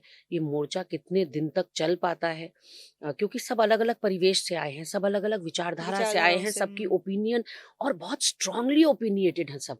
हम्म। दिक्कत कहाँ पर आती है, अगर कोई बहुत ही सटल पर्सनैलिटी है, कोई सीधा है, तो वो एक नेता को बर्दाश्त कर लेगा, वो बॉबी को बर्दाश्त कर लेगा, या राम कनवाल को बर्दाश्त कर लेगा, या त्रिभुवन चौहान को। ये सब के सब अपने आप में स्ट्रॉन्ग पिलर्स हैं, अल्फा पर्सनालिटीज कहते हैं जिनको, जो दबते नहीं किसी से। हम्म। तो जब ये सब के सब अल्फा पर्सनालिटीज हैं और सब अपनी चलाने वाले हैं और सब बहुत स्ट्रांगली विचारधारा रखते हैं, किसी भी मुद्दे पर, किसी भी पर्टिकुलर मुद्दे पर अपनी ओपिनियन हर किसी की अपनी है, तो ऐसे में टकराव बहुत ज्यादा पॉसिबल होता है, हम्म। बहुत फ्रीक्वेंट होता है। तो मेरी शुभकामनाएं हैं कि आपका मोर्चा लंबा चले। किसको फायदा, अभी महेंद्र भट्ट का मैं बयान सुन रही थी कि इस तीसरे मोर्चे से फायदा भाजपा को और नुकसान कांग्रेस को होगा। महेंद्र भट्ट जी को अभी तो विवेचना और समीक्षा करनी चाहिए। जो तत्काल नुकसान हो रहा है बयानबाजियों से, उनकी खुद की, सुबोध उनियाल की, रितु खंडूरी के जो क्रियाकलाप रहे हैं और जो प्रेमचंद अग्रवाल ने गाली दी, उसकी समीक्षा उनको करनी चाहिए। चुनाव में ये तीसरे मोर्चे से किसको फायदा, कब नौमन तेल होगा, कब राधा नाचेगी, किसने देखा है। तो हम्म। चुनाव होने देते हैं, उसके बाद नफा नुकसान देख लेंगे। और मोर्चा बनाना उनकी स्वतंत्रता है, उनकी आज़ादी है। और ऐसे कई मोर्चे हमने बनते हुए देखे। मेरी शुभकामनाएं हैं इस नए मोर्चे को भी। और युवा आए, मैं तो बार बार आपसे कह रही हूँ, युवा राजनीति में आएंगे तो एक डिफरेंट राजनीति आपको देखने को मिलेगी। वही घिसी पिटी राजनीति कि अपने 7 पुश्तों का इंतजाम जो ये लोग कर रहे हैं, पेट इतने बड़े बड़े हो गए हैं सारे मंत्रियों के, रखने के लिए घर में जगह नहीं है, लेकिन फिर भी भूख खत्म नहीं हो रही है। समझ में इनके ये नहीं आ रहा है कि कफन में जेब नहीं होती। समझ में इनके ये नहीं आ रहा है कि अंत तो सबका शमशान घाट में होना है। पता नहीं किसके लिए बटोर रहे हैं। हम्म। और बटोर सारा मतलब खोखला कर दिया है उत्तराखंड। हमारे जल जंगल जमीन जहाँ से खाने को मिल रहा है वहां से खा रहे, हमारे युवाओं के भविष्य के साथ खिलवाड़ कर रहे हैं, हमारी माताओं बहनों को एक एक अल्ट्रासाउंड नसीब नहीं हो रहा है, उनको मैन मेड स्ट्रेचर में लाया जा रहा है आज की तारीख में भी। तो ये सब हम लोगों के लिए मुझे लगता है एक शर्मनाक तथ्य है कि जिनको सोचना था जनता के बारे में, जो जनता का चौकीदार या जनता का सेवक अपने आप को कहते हैं, आज उनकी अकूत धन संपदा आप देखिए। कोई मंत्री, कोई विधायक, और मंत्री विधायक भी छोड़ दीजिए, सांसद भी छोड़ दीजिए, पार्षदों की प्रॉपर्टीज देख लीजिए आप। मतलब आप हैरान हो जाएंगी कि कितना इन्होंने जमा कर लिया है। और कहते हैं ना हमारे वहां कि पूत कपूत तो क्यों धन संचय, और पूत सपूत तो क्यों धन संचय। इनके सबके बच्चे बर्बाद हो रहे हैं। बच्चे, आप इनके रिकॉर्ड निकालेंगी इन मंत्रियों के, विधायकों के, ड्रग्स में पड़े हुए, नशे में पड़े हुए बच्चे, और बच्चों को देखने का ही टाइम नहीं है, क्योंकि खाने की, पैसा हड़पने की, भ्रष्टाचार करने की भूख खत्म नहीं हो रही है। तो परिवार कहाँ से देखेंगे? और परिवार लुट रहा है, परिवार बिखर रहा है, बर्बाद हो रहा है, उसकी चिंता नहीं हो रही है। और बच्चों को पता है कि बेइंतहा पैसा है बाप के पास, तो वो लुटा रहे हैं, वो फुल स्पीड में गाड़ी से इधर उधर घूम रहे हैं। तो दिक्कत कहाँ पर है वो हमें पिन पॉइंट करना पड़ेगा। और मुझे दिक्कत यही लगती है कि बहुत हो गई घिसी पिटी राजनीति। नए चेहरों को लाइए जो कुछ करना चाहते हैं जनता के लिए, जिनके अंदर कोई निष्ठा, कोई समर्पण और कोई एक जोश और जुनून है कि हम उत्तराखंड को एक नई ऊंचाई तक पहुंचाना चाहते हैं। उसके लिए मैं बार बार कह रही हूँ, पार्टी मत देखिए, पार्टी के नेता भी मत देखिए, कैंडिडेट देखिए अपने क्षेत्र का। चाहे वो सिंपल पंचायत चुनाव है, चाहे वो नगर निकाय का चुनाव है, चाहे वो आपका विधानसभा का चुनाव है, चाहे फिर वो आप देखिए ना 3 बार से हम 5-5 सांसद, 5 ही सांसदों का हमारा प्रदेश है, पूरे 5 के 5 सांसद 3 बार के टेन्योर से हम भाजपा को दे रहे हैं। और ये सांसद क्या कर रहे हैं दिल्ली जाकर? ये कोई पीड़ा उठा रहे हैं हमारी? अगर पीड़ा उठा रहे होते, हमारे मंदिरों से सोना चोरी हो रहा होता, हमारे जोशीमठ में दरारें आ रही होती, हमारी अंकिता भंडारी जैसा हत्याकांड यहाँ हो रहा होता। तो कोई आवाज नहीं उठा रहा। आवाज उठा रही है तो कोई छत्तीसगढ़ की, कोई झारखंड की हमारी सांसद उत्तराखंड की आवाज उठा रही। मतलब बाहर के सांसदों को हमारे हिमालयों की इतनी पीड़ा है। सब सर्वाधिक वनाग्नि वाला प्रदेश हम बन गए पूरे देश के अंदर। सर्वाधिक वनाग्नि जहां होती है वो हम बन गए। महिला अपराध सर्वाधिक जहां होते हैं वो हम बन गए। एनसीआरबी का डेटा, जो थोड़ा पढ़ा लिखा है वो गूगल कर ले, एनसीआरबी का डेटा कहता है 9 हिमालयी राज्यों में सबसे ज्यादा महिला अपराध कहीं हो रहे तो उत्तराखंड में हो रहे। सबसे ज्यादा शराब कंज्यूम करने वाले प्रदेश हम हो गए। सारे पड़ोसी राज्यों के कंपैरिजन में एक डेटा आया है कि उत्तराखंड सबसे ज्यादा शराब पी गया। तो नशे को आप पल्लवित पुष्पित कर रहे हैं। मैं हैरान हूं कि मुख्यमंत्री और सारी जमात भाजपा की बार बार ये कह रही है हमने 52 मदरसे सील कर दिए। एक तरह से लग रहा है कि हिंदू, मुसलमान, मदरसे, मस्जिद, मजार, थूक जिहाद, लव जिहाद, लैंड जिहाद, पेशाब जिहाद, इनके अलावा इनके पास कोई बात ही नहीं है करने के लिए। पहली बात ये कि आपने मदरसे सील किए, मदरसे गैर पंजीकृत थे, जो भी अवैध चल रहा है वो सील होना चाहिए, वो निश्चित रूप से सील होना चाहिए। पर सवाल बड़ा ये होता है केवल मदरसे अवैध थे? सारे रेस्टोरेंट, सारे होटल, सारे स्कूल, सारे हॉस्टल, सारे होटल, सब ये जो चल रहे हैं प्रदेश के अंदर, ये सब वैध हैं? पहली बात। दूसरी बात ये कि आपका जो मदरसे बोर्ड का चेयरमैन है शामुन काजमी, वो क्या कर रहा था? उसको भारी भरकम सैलरी आप दे रहे हैं, सरकारी गाड़ी में वो घूम रहा है, उसने अंधेरे में आपको रखा। 52 मदरसे कैसे फल फूल रहे थे? 8 साल हो गए आपकी सत्ता को, 8 साल से यहाँ अगर अवैध मदरसे फल फूल रहे थे, पल्लवित पुष्पित हो रहे थे और संचालन उनका हो रहा था, दोष किसका है? उसका काम क्या है मदरसे बोर्ड के चेयरमैन का? और उसका यही तो काम है कि वो औचक निरीक्षण करे और मदरसों के स्टैंडर्ड्स को बढ़ाए, या मदरसों में कुछ गलत तो नहीं हो रहा है वो देखे, मदरसों में सब सही चल रहा है ये देखे, वहाँ सुविधाओं से लैस है नहीं है मदरसे ये देखे। यही तो काम है उसका, मदरसों तक सीमित है वो। पर उसने अंधेरे में रखा सरकार को, उसके ऊपर गाज नहीं करनी चाहिए क्या? क्या वो कल्प्रेट नहीं है? वो दोषी नहीं है? और सबसे बड़ी बात ये कि ये जो 52 मदरसे सील हुए हैं, इसमें 2000 से ज्यादा बच्चे प्रभावित होंगे जो वहां शिक्षा ले रहे थे। उनके लिए प्लान बी क्या है धामी सरकार के पास? शिक्षा, जो समाज शिक्षा को महत्व नहीं देता वो समाज आगे नहीं बढ़ सकता। तो ये नौनिहालों ने, क्योंकि बच्चे तो साझे होते हैं, जैसे मासूमियत हमारे बच्चों में है वैसे ही मासूमियत उन बच्चों में भी है। बिल्कुल। तो उनके साथ आप दुश्मनी या बैर इसलिए नहीं कर सकते कि वो अल्पसंख्यकों के बच्चे हैं, वो वहां शिक्षा दीक्षा ले रहे थे। उनका जीवन आपने बेपटरी कर दिया उन मदरसों को सील करके। उनके लिए प्लान बी क्या है उन 2000 बच्चों के लिए? वो कहाँ जाएंगे शिक्षा के लिए? ये तो बताए धामी सरकार। तो कुल मिलाकर मुझे लगता है कि राजनीतिक रोटियां सेकने का ये एक बहुत बढ़िया जरिया मिल गया है। राम मंदिर तो बन गया तो वो मुद्दा छिन गया इनके हाथ से। अब तो नहीं कह सकते ना रामलला को लाएंगे। नया मुद्दा आ हाँ, गया ना, यूसीसी। हाँ, वही मैं कह रही हूँ। तो अब वो यूसीसी है, धर्मांतरण कानून है, थूक जिहाद, लव जिहाद। एक तरफ आप लव जिहाद की बात करते हैं, वैलेंटाइन्स डे नहीं मनाने देते जोड़े को, और हम्म। दूसरी तरफ आप लिव इन को जो है वैधता प्रदान कर रहे हैं अपने यूसीसी में। तो कुल मिलाकर ये सरकार कंफ्यूज्ड है कि ये लाती क्या है। इन्होंने जीएसटी भी कंफ्यूजन में लाया। आप गूगल करके देखिएगा, जीएसटी में सैकड़ों नहीं हजारों संशोधन हो गए। और संशोधन क्यों करने पड़ रहे हैं? क्योंकि आप तैयार नहीं थे, आपका होमवर्क तैयार नहीं था। आपने कभी आधार में संशोधन देखा, मनरेगा में संशोधन देखा, आरटीआई आरटीई में या राइट टू फूड में संशोधन देखा? ये सब कांग्रेस की सरकारें लाई थी।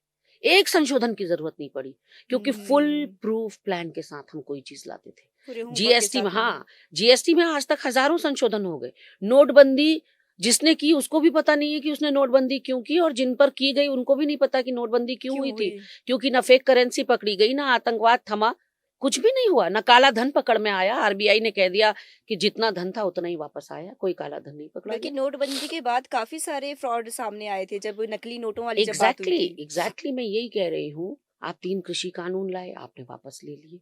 अब आप ये हम्म। यूसीसी ला रहे हैं, और मुख्यमंत्री जी कहते हैं कि यूसीसी में भी संशोधन की गुंजाइश है। आप भू कानून लाए, आप कह रहे हैं संशोधन की गुंजाइश है। क्यों गुंजाइश रख रहे हैं आप? क्यों एक फुल प्रूफ प्लान नहीं लाते आप? जो पूरी तरह से साउंड हो ऐसा कोई एक्ट क्यों नहीं लाते आप? हमने पहले भी कहा था कि हिमाचल नहीं, हिमाचल से सख्त भू कानून हमको चाहिए। हम्म। हिमाचल ने तो समय रहते चेत गया और अपनी भूमि बचा ली। हमारे पास तो भागते भूत की लंगोट नहीं बची।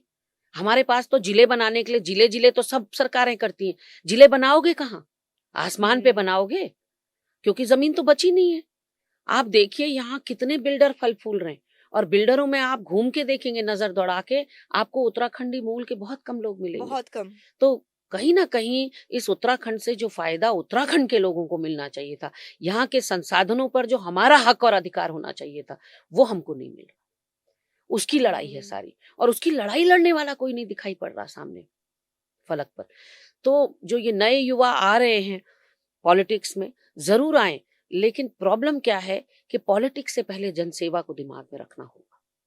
अपने से पहले समाज हित को आप सर्वोपरि रखना होगा, कि बात। मैं मंत्री बन जाऊं, मैं एमएलए बन जाऊं, और मैं भी उसी धारा में शामिल हो जाऊं जिसमें सब लोग हैं। हमने देखा, हम देख रहे हैं कि क्या युवा मंत्री कर रहे हैं। सब युवा मंत्री तो हैं। रेखा आर्या क्या है, हम्म। सौरभ बहुगुणा क्या है, ये सब युवा लोग हैं।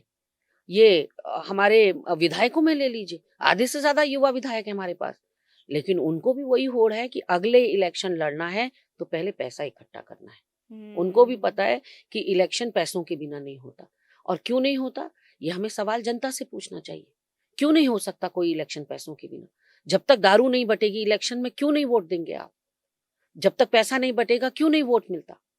तो ये एक जो एक कॉन्सेप्ट चल पड़ा है कि दारू बटेगी, पैसा बटेगा, साड़ियां बटेंगी या सामान बटेगा, क्रिकेट के किट बटेंगे, ढोल नगारे बटेंगे, चिमटे बटेंगे, तभी वोट मिलेगा। ये क्या है?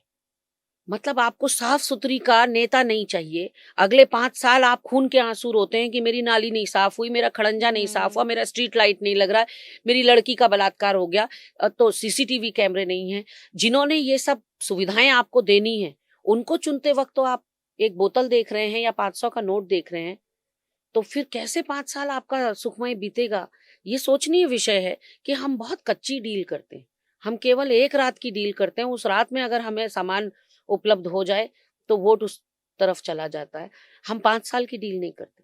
हम मतलब लॉन्ग टर्म इन्वेस्टमेंट नहीं सोचते कि हमें एक साफ सुथरी बेगदाग छवि के व्यक्ति को अपना जनप्रतिनिधि चुनना है, जो हमारे बीच में बना रहेगा, जो हम्म। फिर किसी मैदानी इलाके में जाके मकान और बीवी बच्चों के अच्छे स्कूल, सबसे पहले यही प्रावधान करते हैं। एमएलए जीतता पर्वतीय अंचल से है, सबसे पहले मैदानी जिले में जाएगा, मकान देखेगा कहाँ बढ़िया मकान खरीद सकता हूँ, स्कूल में कौन से बच्चों को सबसे बढ़िया स्कूल में डाल सकता हूँ। तो जो पलायन है उस पर सबसे पहले तो हमारे नेताओं को सोचना होगा।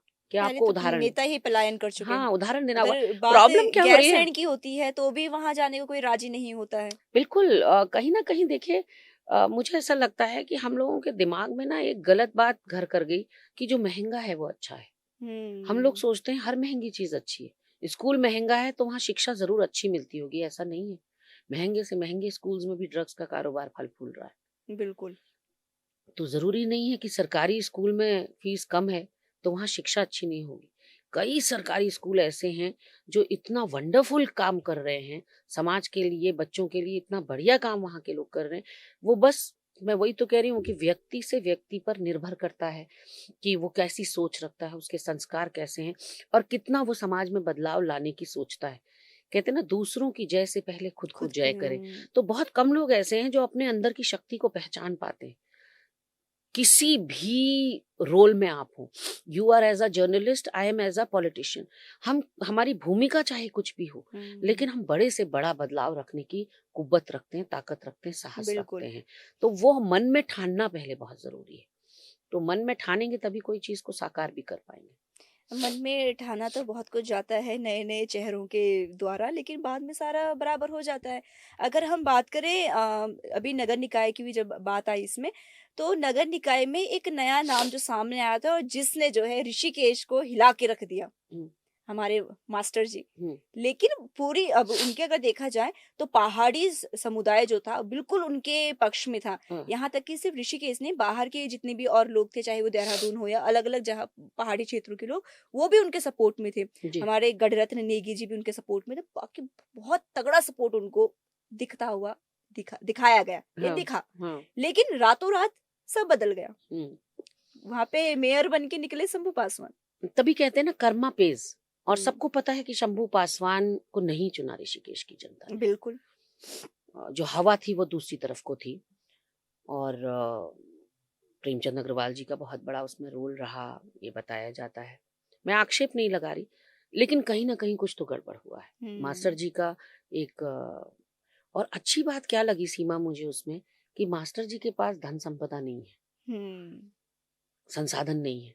उसके बावजूद जो उनका एक जलवा था पूरे चुनाव में, उससे मुझे एक आशा की किरण बधी कि कम संसाधन वाले भी चुनाव लड़ सकते हैं। और एक जनता नई जाग रही है। हाँ, एक नई परिपाटी उसमें मैंने पड़ती हुई देखी, क्योंकि अभी तक लगता था कि गरीब का बच्चा तो डॉक्टर बन ही नहीं सकता, जो फीसें हो गई हैं। हुँ। गरीब का बच्चा कितना भी विलक्षण हो, कितना भी टैलेंटेड हो, वो सोच ही नहीं सकता बच्चे को डॉक्टर बनाने की, क्योंकि नहीं अफोर्ड कर सकता। बिल्कुल। तो यही लगने लगा था कि जिसके पास पैसा नहीं है वो तो चुनाव लड़ ही नहीं सकता, तो अच्छे लोग तो वंचित रह जाएंगे। क्योंकि जिसने गरीबी देखी होती है, मजलूमियत देखी होती है, वही समझ सकता है प्रॉब्लम गरीबों हुँ। की, वही समझ सकता है अभाव की जिंदगी किसको कहते हैं। तो ऐसे लोग जब राजनीति में आएंगे ना, जिन्होंने अभाव की जिंदगी जी होगी, वो समझेंगे दर्द को, मर्म को। तो ऐसे लोग तभी आ पाएंगे जब जनता वोट करेगी। हुँ। अब जनता के लिए कहा जाता है कि नहीं, पैसे नहीं है, तो मुझे तो समझ नहीं आता। मैं फोर्थ जनरेशन पॉलिटिशियन हूँ। मैंने ना अपने दादा के समय पर, ना अपने पिताजी के समय पर पैसों का इस तरह से रेला पेला नहीं देखा, हुँ। कभी भी नहीं देखा। हमने पोस्टर बैनर छपते नहीं देखे। बिना पोस्टर बैनर पे चुनाव हो जाता था। कहीं दीवारों पे कुछ नहीं लिखाया, मतलब लगा होता, चस्पा किया जाता था। पैसा ही नहीं था छपवाने का। तो इंसान की छवि पे ही वोट पड़ जाते थे। अब तो कॉलेज मैं की राजनीति होती है, उसमें भी पोस्टर्स लगे रहते हैं पूरे उसमें। एग्जैक्टली इतना पैसे वाला खेल हो गया है कि एक आम इंसान नहीं राजनीति में जाने की सोच सकता। और कहीं ना कहीं अगर आपके काम नहीं आया, जैसे दुर्भाग्यपूर्ण क्या लगता है ना सीमा, कि इतना भ्रष्टाचार हमने नगर निगम देहरादून में देखा। हुँ। मतलब जो महापौर थे, पूर्व महापौर, उनकी संपत्ति को 20 गुना बढ़ते देखा, फाइलें गायब होते हुए देखी, 80-80, 90-90 करोड़ के घोटाले देखे। हुँ। उसके बावजूद यहाँ की जनता ने किसको जिताया? भाजपा को ही जिताया। जमींदोज भाजपा को करने के लिए केवल दो ही मुद्दे काफी थे 2022 में। एक केदारनाथ मंदिर से सोना चोरी, और एक अंकिता भंडारी हत्याकांड। अगर हम स्वाभिमानी समाज होते, अगर हमें बदला लेना आता, तो हम अच्छे से मुंह तोड़ जवाब दे सकते थे भाजपा को। मंदिर में सोना चोरी कैसे हो गया, आज तक जवाब नहीं मिला। अंकिता भंडारी हत्याकांड में कौन लोग संलिप्त थे, आज तक किसी को हमने आरोपी बनते नहीं देखा, फास्ट ट्रैक कोर्ट में मामला नहीं चल रहा, सीबीआई जांच नहीं चल रही मामले की, अंकिता को हम न्याय नहीं दिला पा रहे, भर्ती घोटाले इतने हो गए प्रदेश के अंदर। जब रातों रात इस चीज का पता लगाया जा सकता है कि सोशल मीडिया में या फिर झूठी खबरें किसने फैलाई है, हम्म, तो ये क्यों नहीं पता चला कि वीआईपी कौन था? यही तो मिलियन डॉलर क्वेश्चन है जो तुम पूछ रही हो, यक्ष प्रश्न है पूरे समाज के लिए, हमारे लिए भी एक मुझे लगता है करारा तमाचा है एज अ समाज, कि इतने बड़ी बड़ी मक्खियां नहीं हमने मगरमच्छ निगल दिए, हम्म। लेकिन अनंतो गत्वा हम जिता किसको रहे? हमारे 11 नगर निगमों में से हमने 10 भाजपा को दे दिए। हम्म। हम 5 साल रोते रहते हैं, नाली, खड़ंजा, सीसीटीवी कैमरा, इन सब चीज़ों के लिए डेंगू की महामारी फैल जाती है, जल भराव हो जाता है, नालियाँ चौक पड़ी होती हैं, सीसीटीवी के अभाव में हम बलात्कारियों को नहीं पकड़ पाते, स्ट्रीट लाइट्स नहीं होती है, अंधेरे में रहते हैं कई इलाके, लेकिन फिर भी अनंतो-गत्वा जब चुनने का समय आता है, तो हम कमल के फूल को देखते हैं। तो ये कुछ मुद्दे हैं जो हमें सोचने होंगे, और मुझे लगता है कि एक बड़ा जन आंदोलन चाहिए, ना सिर्फ उत्तराखंड में बल्कि पूरे देश में, क्योंकि आधे से ज़्यादा जिन लोगों पर भ्रष्टाचार के आरोप लगाए जाते हैं, उनको गोद में बैठाते वक़्त उनके कसीदे पढ़े जाते हैं। तो हम्म। ये अगर इतनी छोटी-सी बात हम लोगों के समझ में नहीं आ रही है कि कल तक अगर महेंद्र भट्ट किसी के ऊपर भ्रष्टाचार के आरोप लगा रहे हैं या धामी जी भ्रष्टाचार के आरोप लगा रहे हैं, तो आज उनको सम्मिलित कैसे कर रहे हो? किस मुँह से सम्मिलित कर रहे हो अपने दल में? और फिर कौन से ऐसे पानी या डेटॉल से, डिटर्जेंट से नहलाते हो कि वो एकदम रंग चोखा ही चोखा निकलता है? तो एज़ अ जनता मुझे लगता है हमें और जागरूक होने की ज़रूरत है, और अगर हम सोशल मीडिया को सब कुछ समझ रहे हैं तो हम भुलावे में हैं, क्योंकि बहुत ज़्यादा लोग सोशल मीडिया पे नहीं हैं। पर्वतीय अंचल की महिलाओं के आप हालात देखिए, मवेशी भी उन्होंने ही देखने, खेत खलिहान भी उन्होंने ही हाँ। देखने, बच्चे भी उन्होंने ही पालने, सास-ससुर भी उन्होंने ही देखने हैं। तो खेतों में भी महिलाएँ दिखेंगी, अपनी गाय-भैंस पर भी महिलाएँ दिखेंगी, चूल्हे पर भी महिला दिखेगी, तो फिर कैसे उसके पास समय है सोशल मीडिया हम्म। देखने का? उसके पास तो समय है नहीं, स्मार्टफ़ोन सबके पास है नहीं। तो हम ये सोचते हैं कि हमने सोशल मीडिया में अगर कोई बात कह दी तो वो जन-जन तक पहुँच गई, ऐसा नहीं है। और सबसे ज़्यादा वोटर्स महिलाएँ होती हैं, लाइन में महिलाएँ लगती हैं, पुरुष तो निकलते नहीं उतने ज़्यादा। अगर हम संख्या देखें तो महिलाएँ ज़्यादा वोट करती हैं। तो और महिला वोट करने तो निकल रही है, लेकिन वो दीन दुनिया से उसको पता ही नहीं क्या चल रहा है। क्योंकि जो कुछ भी जो मीडिया चैनल्स हैं वो तो सच दिखाते नहीं, वो तो स्क्रिप्टेड होता है, वो तो फिक्स्ड मैच होता है, वो तो ऊपर से ही डिबेट के टॉपिक भी मिलते हैं, ऊपर से ही न्यूज़ बुलेटिन में क्या पढ़ा जाना है वो मिलता है, तो वो तो सारा स्क्रिप्टेड होता है। तो जो सच दिखाते हैं वो है सोशल मीडिया के हमारे जागरूक पत्रकार, जो जगह-जगह पहुँच के सच्चाई बेनकाब कर रहे हैं।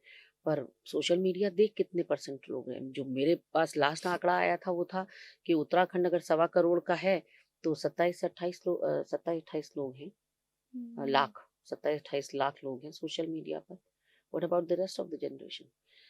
एंड अगर हम इसमें यूथ भी करें, जो फर्स्ट टाइम वोटर है, सेकंड टाइम वोटर है, उसको इंस्टा की रीलों से ही फुर्सत नहीं है। बिल्कुल। उसको थोड़ी पता है कि हमारे समाज में क्या चल रहा है, किस बच्ची के साथ कहाँ अभद्रता हो गई, किस युवा के साथ कहाँ शोषण हो गया, उसको कोई लेना देना नहीं है।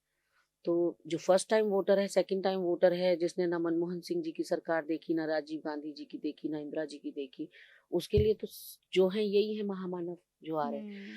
तो कुल मिलाकर आपके चैनल के माध्यम से मेरा जनता से एक करबद्ध निवेदन ये रहेगा कि अगर आपने गलती से गलत व्यक्ति को भी वोट कर दिया है और वो चुनकर आ गया है, तो 5 साल अगर आप उससे नाखुश हैं, तो उसको ना जिताइए ना अगली बार। बिल्कुल। कुछ लोग ऐसे हैं जो हर बार सीट बदलते हैं फिर भी जीत जाते हैं। कुछ लोग ऐसे हैं जो हर चुनाव में पार्टी बदलते हैं फिर भी जीत जाते हैं। तो हमें पहले अपनी नैतिकता तो देखनी होगी कि हम जिसको चुन रहे हैं वो कितना खरा उतरने वाला है हमारी अपेक्षाओं पर, बिल्कुल। ताकि हम उसको उसके गिरेबान से पकड़कर पूछ सकें कि तूने तो चुनाव के दौरान पर ये वादा किया था, कहाँ है वो वादा? एक बात ये आती है मैम, और समय को ध्यान में रखते हुए मैं थोड़ा इस सवाल को मतलब जल्दी जल्दी आपसे पूछ लेती हूँ। अच्छा, बात ये आती है कि जनता जब चुनती है तो जनता के ऊपर इतनी हिम्मत ही भी है कि वो गिरेबान पकड़ के उनसे पूछ सके, है ना? बिल्कुल, क्योंकि हमने चुना है तो हमारा हक है वो, बिल्कुल, कि हम पूछ सकें आपसे। बिल्कुल। लेकिन बात ये आती है कि जब एक व्यक्ति द्वारा नॉर्मली ये बात पूछी जाती है हमारे प्रदेश अध्यक्ष से कि ये बताइए कि कब प्रेमचंद अग्रवाल जी को हटाया जा रहा है? नॉर्मली पूछा था। अब ये सवाल मैं आपसे भी कई सारे सवाल ऐसे कर रही हूँ कि जिन पे शायद डायरेक्टली चलो ठीक है आप सीधा जवाब नहीं दे सकते, लेकिन ऐसे भी नहीं है कि गाली दे के आप साइड कर दो। हुँ। यही होता है एक नेता का व्यक्तित्व या फिर किसी भी व्यक्ति का व्यक्तित्व जो समाज के बीच में रह रहा है, जो सामाजिक छवि है। सीमा, ये तो as a Janata, as a public हमें ठानना पड़ेगा कि हम गालीबाज नेताओं को नहीं स्वीकार्य करेंगे। हुँ। आप मुझे बताइए, पिछले 2 महीने या 3 महीने की खबर आपको बताती हूँ। सल्ट का मंडल अध्यक्ष नाबालिग के संग, मंडल अध्यक्ष बहुत बड़ा पद हाँ। होता है। जो कांग्रेस में जिला अध्यक्ष होता है, वो इनके वहाँ मंडल अध्यक्ष हुँ, होता है। हुँ। ठीक है? तो सल्ट का मंडल अध्यक्ष नाबालिग के संग बलात्कार करता है।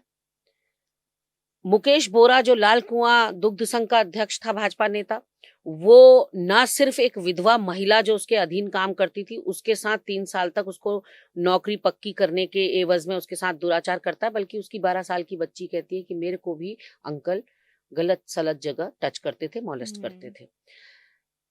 उसके अलावा आप देखिए कि चंपावत का मंडल अध्यक्ष, वो नाबालिग के साथ दुराचार करता है जंगलों में। हुँ। इनका हरिद्वार बहादुराबाद का ओबीसी प्रकोष्ठ का सदस्य आदित्य राज सैनी, 13 साल की बच्ची के साथ गैंग रेप और फिर निर्मम हत्या। ये मक्खियां नहीं है, मैं इसीलिए बार बार कह रही हूँ, मक्खियां नहीं, हम मगरमच्छ निगल रहे हैं। तो भाजपा के 4 बड़े नेता जब नाबालिगों के साथ दुष्कर्म में सम्मिलित हैं और उन पर कोई कार्यवाही एज अ संगठन वो नहीं कर रहे। फिर हमने देखा भर्ती घोटाले में हाकम सिंह को देखा, नितिन चौहान को देखा, संजय धारीवाल को देखा कि तीनों भर्ती घोटाले के हाकम सिंह थे। फिर हमने देखा अजेंद्र अजय जी बीकेटीसी के अध्यक्ष हैं और मंदिर से 230 किलो सोना चोरी हो गया। फिर हमने देखा अंकिता भंडारी का, जिसका हत्याकांड हुआ, वो रिजॉर्ट था भाजपा के पूर्व दायित्वधारी का, और हुँ। उसके साथ हत्या या दुष्कर्म में सम्मिलित था उसी के दोनों बेटे पुलकित और अंकित आर्या का नाम आया। इतनी सारी चीजें हमारे सामने हो गई हैं, लेकिन फिर भी हम जपनाम नहीं छोड़ रहे हैं, हम भाजपा की माला जपना नहीं छोड़ रहे हैं। यानी कि लगेगी आग तो आएंगे कई घर इज्जत में। आप हुँ। गालीबाज नेताओं को चुनते रहिए। अभी आपको लग रहा है केवल प्रेमचंद अग्रवाल ने गाली दी है, कोई बात नहीं, प्रेमचंद अग्रवाल को देख लेंगे, लेकिन सोच पूरी पार्टी की उजागर हो गई। महेंद्र भट्ट ने एक बार नहीं, कई बार ऐसे उलझुल बयान दिए हैं। मुझे आज भी कैटेगोरिकली याद है, कोरोना काल में पहली बार, हुँ। उत्तराखंड का नहीं तो इतिहास रहा है कि उत्तराखंड कभी कम्युनल मुद्दों पर चुनाव में नहीं जाता। यहाँ हिंदू मुसलमान नहीं होता नहीं था, होता। कभी नहीं होता था। एक गुलदस्ते की तरह हमारी शांतवादी थी। पहली बार कोरोना काल में मैं हतप्रभ रह गई, और अब तो ये आम बात हो गई। हुँ। पहली बात जो महेंद्र भट्ट ने बद्रीनाथ विधायक के तौर पर कही, वो ये कहा कि नाई की दुकान में जाओ तो हनुमान जी की मूर्ति देख कर जाना या फोटो देख कर जाना, यानी मुसलमान नाइयों के वहां मत जाना। ऐसे ही कुछ इन्होंने सब्जी और फल वालों की रेहड़ी ठेली वालों के लिए भी कहा। उस समय एक बहुत बड़ा झटका था उस तरह का बयान, कि उत्तराखंड में, क्योंकि हमने कभी सुना नहीं था। लेकिन अब तो ये परिपाटी हो गई। अब तो आप हुँ। रुद्रप्रयाग जिले में देख लीजिए, होर्डिंग बैनर पोस्टर लगे हैं कि मत आने दो बाहर के लोगों को। आज ही मैं बयान आशा नौटियाल जी का देख रही थी कि गैर हिंदुओं का प्रवेश वर्जित किया जाए केदारनाथ में, क्योंकि मांस और शराब लेकर पहुंच रहे हैं।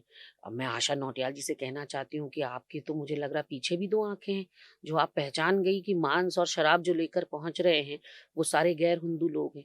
क्योंकि देश के अंदर जो मांस का सबसे ज्यादा कारोबार कर रहे हैं वो हिंदू लोग हैं। आप हुँ। उठाइए, आप तथ्य उठाकर देखिए कि सबसे ज्यादा जो बीफ एक्सपोर्टर्स हैं, या बीफ को भी एक तरफ छोड़ दीजिए, मांस के कारोबारी जो हैं, जो स्लॉटर हाउसेस जिनके चल रहे हैं, वो गैर हिंदू लोग नहीं है। तो कैसे आप ये डिसाइड कर सकते हो कि एक बार आपने गैर हिंदुओं का प्रवेश वर्जित कर दिया तो आपके वहाँ शराब और मांस पहुंचना बंद हो जाएगा? जो ये हमारी धर्म नगरियों में, ऋषिकेश में या हरिद्वार में अगर दुकानें खुल रही हैं शराब की, जिनको हम ड्राई नगरी कहते हैं, यहाँ प्रतिबंधित था, तो ये क्या अल्पसंख्यकों ने खोली थी ये शराब की दुकानें? तो घर घर दारू आपकी सरकार पहुंचा रही है। सीधे आप तो एक बात कर दीजिए ना कि शराब प्रतिबंधित कर दो। फिर क्या हुँ। केदारनाथ और क्या बद्रीनाथ कहीं नहीं पहुंचेगी ना। नशे के कारोबार को जो यहाँ फल फूल रहा है, मैं पहले भी कई बार कई इंटरव्यू में ये बात कह चुकी हूँ। पीएम, सीएम और डीएम 3 लोग चाहें तो कभी नशे का कारोबार फल फूल नहीं सकता। अगर वो स्ट्रांग डिटर्मिनेशन ये कर लें कि हमने नशा नहीं आने देना है, प्रधानमंत्री देश के अंदर ना आने दें, सीएम जो है प्रदेश के अंदर ना आने दें और डीएम अपने जिले में ना आने दें, तो कैसे हम्म। फल फूल जाएगा नशे का कारोबार। लेकिन वहां आपको रेवेन्यू चाहिए, वहां आपको पैसा दिख रहा है, आपको अपनी जनरेशन बर्बाद होते हुए नहीं दिख रही है।